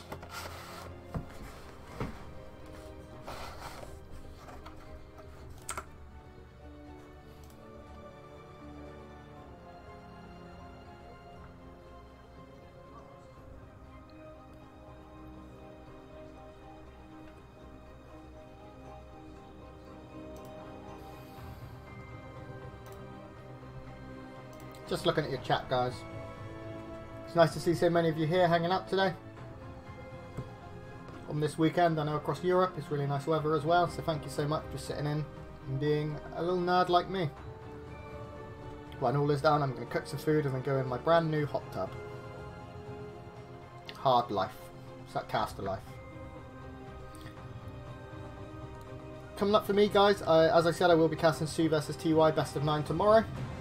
In just 2.5 weeks, I will be at Home Story Cup. If you see me, please say hello. Please buy me a drink. I have no hotel booked. No train travel booked. No money. I'm just going to rock up and see what happens. I have a lot of spirit, and I won't miss Home Story Cup for the world. I'd like to see you, Borsty, if you're there. I'd love to meet you. I know you, I believe you are German, so you should be there. You have no excuse. I have to fly. My flight's at 7 AM as well. I'll be there super early on Thursday. But that's fine.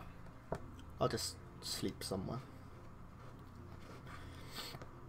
It'll take me about 9 hours to work out Dusseldorf train station anyway. I'm awful at trains.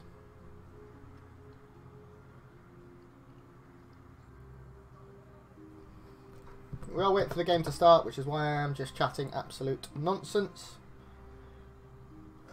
This is the final map of the final day of the finale today, guys. Please tell everyone you know it's going to be a PvP for the ages. It's probably going to end up just being on one base, but do you know what? That's a PvP for the ages.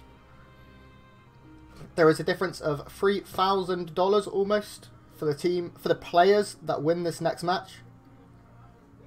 5 million Korean won against 2 million Korean won, I believe. Something along those lines. Yeah, so 4.4k versus 1.6, something like that. I can't remember. Everyone's looking very excited. I'm feeling excited. I'm excited for this to come to a fruition. We've followed this tournament since day 3. I've casted every day of it. Some of them at 6 in the morning. Some of them in the afternoons. It's been a phenomenal tournament. I've really, really enjoyed it. My first major Korean event that I've had the opportunity to cover, which I loved.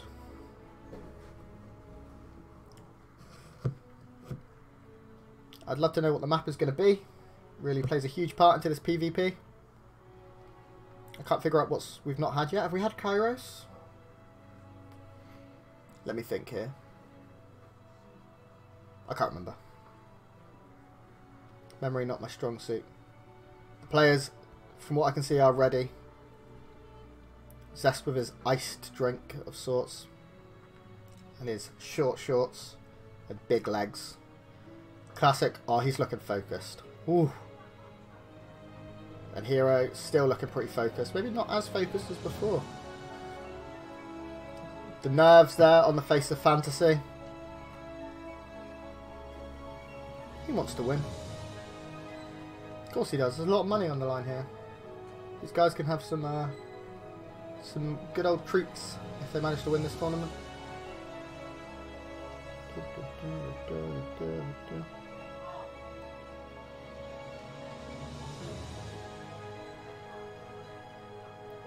My commentator's starting to get a little bit excited. He's like rapping. JYP is feeling good. He's laughing, he's smiling.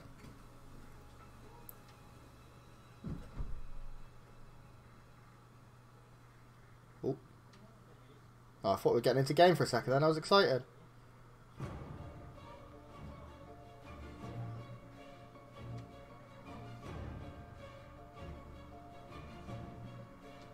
Alright, I'm going to read chat whilst I wait for you. It is correct, Classic has not played once this season.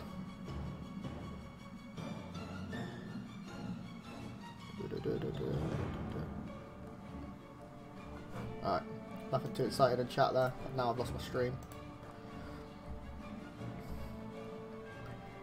Classic, his song is Why Not by a Korean artist, I do not know. Classic hasn't played one game this season.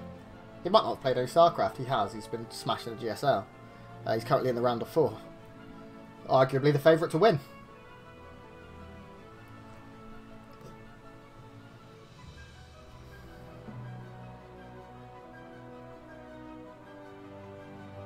Classic shaking that chair.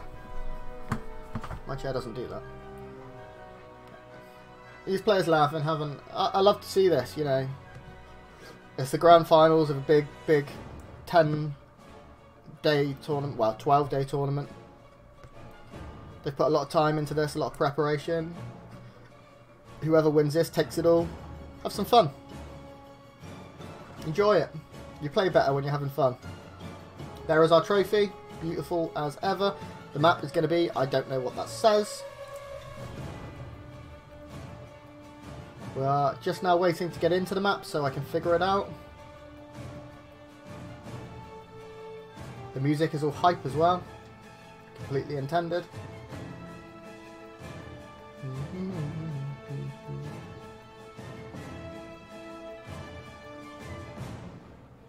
Please get into the map. The players look like they're playing. Oh, things are happening. This trophy map. That was a good transition. So the map is Thunderbird. We have a big map. Very, very interesting. Oh, come on! I bet his hotkeys are wrong.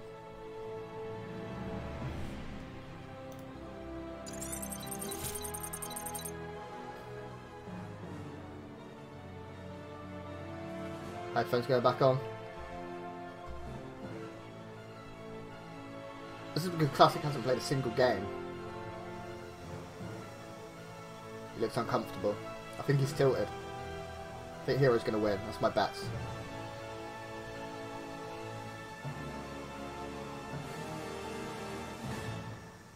Those AK racing chairs, super nice. Not sponsored by them, but I just like them. I think I like the red one more. What would suit my room? Blue, probably, right? Oh, my headphones are blue. I guess blue. Okay, we seem to be getting into the game again. Hopefully it does happen. So we do have herO in the bottom right, playing for Triumph Sun Gaming, and from Makers in the top left, it is Classic. Okay, Classic round of 4 in the GSL right now. Looking very, very good to push his way forward. Both players are going to open completely normal. Nice to see herO there. Check for the cannon rush. I'd have done it. Classic is going to go for the earlier scout and delay that second gate just a little bit. But that's really the only difference so far in this game. This map obviously very large to get around. herO probably going to drop a pylon down here.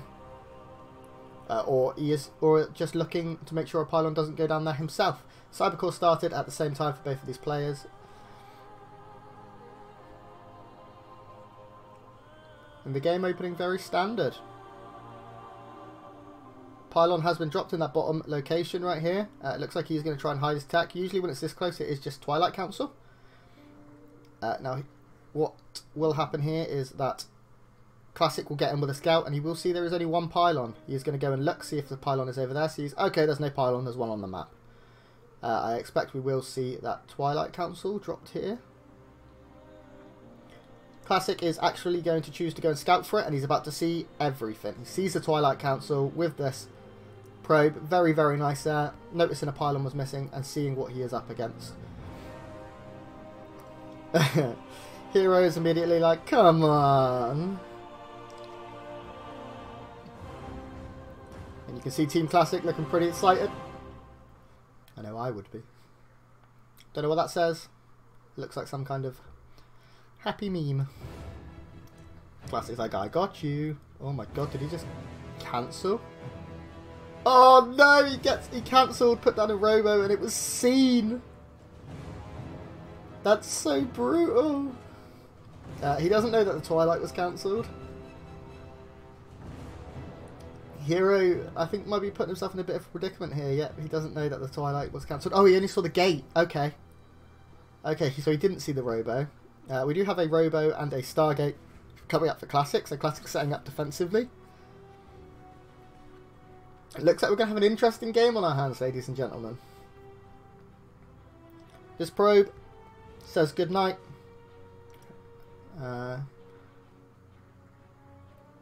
As it gives its life for Aya. Now we'll have to see where this goes. We do have the Prism coming up from herO quite early. herO as well, looking to get his natural down. Classic is, for now, also getting his natural. We'll have to see what he does with his robo.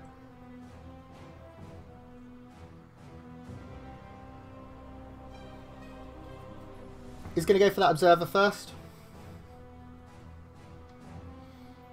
Try and get a little bit more information. This game obviously very janky so far, very wonky. No one really knows what's happening. herO does have a slight supply lead. It is in army units. He is very prepared for this Oracle as well. Classic is going to hit that Revelation and immediately get out of there. It does look like herO is going to drop down a pylon in this top location of the third. He has got the probe there. I don't think that probe is just a scout either. That Phoenix was just started and cancelled and another Oracle started. The Phoenix could have ended up being quite useful to get this Prism back. It doesn't look like a pylon has gone down just yet. Now Classic knows exactly what he is playing against with that Oracle, getting the full scout.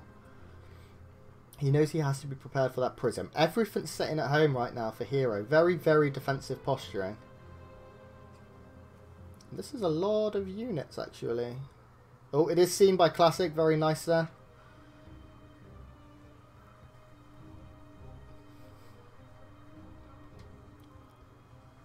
These Adepts are going to shade in. I don't think they want to complete. Oh no! herO shades into a lot of these units here by Classic. Actually, the fight's not going as bad as I thought it would go. A few of these Adepts will fall. They're also going to shade into the main. Very, very nice wall off there by Classic. That is the sort of thing you expect to see from the best Protoss player in the world. He's also going to try and drop some of these Adepts in the main. Actually, very, very nice defense here by Classic. Didn't really take any damage. I think he killed the Prism as well. The Prism did fall. And Classic's in a phenomenal position. He's now killed 6 Adepts, 1 Prism, a Pro. More minerals destroyed by him than his opponent, as well as gas. And Classic is moving across the map. He has Oracles, he has Immortals, he has a lot of Stalkers. Immortals are also being made by herO, and he is going to need them for the defense against this many Stalkers. Now we do have the Oracle coming in, going to pick off just a couple of workers. I think keeping them alive is more important right now. Classic slowly swiping away at that pylon to try and unpower. Oh, go in! Oh, Classic. Oh, okay, he does see his opportunity. Ever the optimist. The opportunist even. Classic picks up 7 more workers. Now has that worker lead.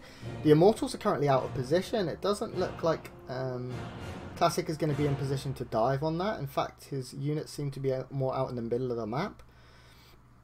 Adepts will come in from herO, and these Adepts are going to prove very, very useful. They're going to get a lot of damage done here. One of them is lifted, very, very smart. This is immediately unpowered, denying that Warp Prism. These Adepts are doing so much damage though, they force the army to come home. Classic taking a lot of damage of his own here from herO. Sure, he has managed to kill the Robo and this Gateway, but this ended up being really, really good for herO. He bought the time he needed. He is going to be able to kill another worker. No more should fall. Okay, no, it went onto the Stalker, that final hit. The Oracle is here, going to try and pick up just another one of his own to try and keep this even. Classic is now down on workers. What he does have, though, is this Immortal drop. That is going to do a lot of damage. Pylons fall rapidly. The Stalkers, as you can tell, fall very quickly as well. Forces the Guardian Shield. Very nice for him. And Classic once again takes that supply lead. And it is mostly army supply. They're +1 similarly timed.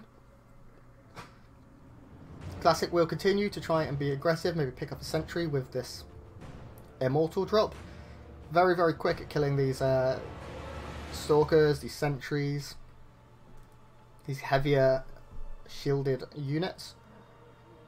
And a Dark Shrine is coming down for herO. When behind, Mr. Artosis, you Dark Shrine.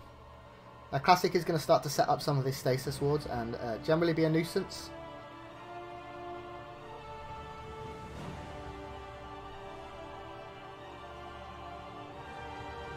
The game very even. You can see the worker count is even. Army supplies, quite a substantial lead here for Classic. And again, this immortal drop getting a lot done. Starting to pick off a good chunk of workers here. Free fall down. Stalkers are going to come back in, but he can trade out relatively efficiently against these. We also have these adepts shading in at the same time. Microing these immortals to the best of his ability. Starting to pick off a lot of these stalkers. The adepts as well pick off a few workers. And this ends up being good. Oh, an immortal did go down though. That's a very expensive unit. Didn't want to be losing. Is now going to save the other one. So slight misplay there by Classic. But Classic is up 27 supply. And it is all in army. I'm very surprised Classic's not hitting this position harder. He is now starting to move out with more units by the looks of things. The Dark Shrine is done for herO, but Classic sees it as it finishes. Another Oracle comes in, immediately killing 4 workers. And Classic's team is feeling it. They're feeling really, really good. Every time some damage is done, they feel great. We do see there are 3 DTs in position, but there is detection everywhere for Classic. I just can't see this doing too much. The Prism may try and load it into the main. Oh my god, that's... Oh, he's going to go for the Archons instead. So the quicker Archons can definitely be very useful. Classic hasn't seen it. He's so close to seeing it, but has not yet seen those Archons. Classic with another Immortal drop is going to start moving out. Maybe try and cancel this base. Could probably get it. The units are very out of position. Now this looks like it may have been seen. Oh my god, those Archons are just tucked away in such a frustrating place. The Oracle will once again come in, try and pick off 1 or 2 workers. Does get 2, but it will go down this time for it. Gets a sentry too. Oh my god, and it does survive. Very nice play there from Classic to keep that alive. Classic is up 20 supply. This force is very scary though, and it has not been scouted. There we go, now he sees it. So Classic finally gets the information he needs that there are Archons there. He is now moving out with Archons, Immortal Stalkers of his own. This is a big old army for herO. herO is down 13 army supply, but he certainly has the better concave here. Actually now sort of looking better for Classic. Classic has all these Immortals. There are no Immortals here for herO. And as you can see, the Archons will fall. More Archons are hallucinated as well. Zealots with charge are going to come in, but they will be slaughtered by these Archons. It does look like Classic may have done it. The overwhelming, most successful team of this tournament are pushing through for their win. The players excited. Classic types what looked like a little man with a hat on. herO gives his ... Immortals join. But GG is called and Team Classic take the championship. Yay! Yay! I don't have any like balloons or banners or anything. Team Classic is the champions. Classic played just 1 game this entire season, and that 1 game was the W that his team needed in the final match. As you can see, the champion is Team Classic. Congratulations to them. Classic, Ragnarok, Solar.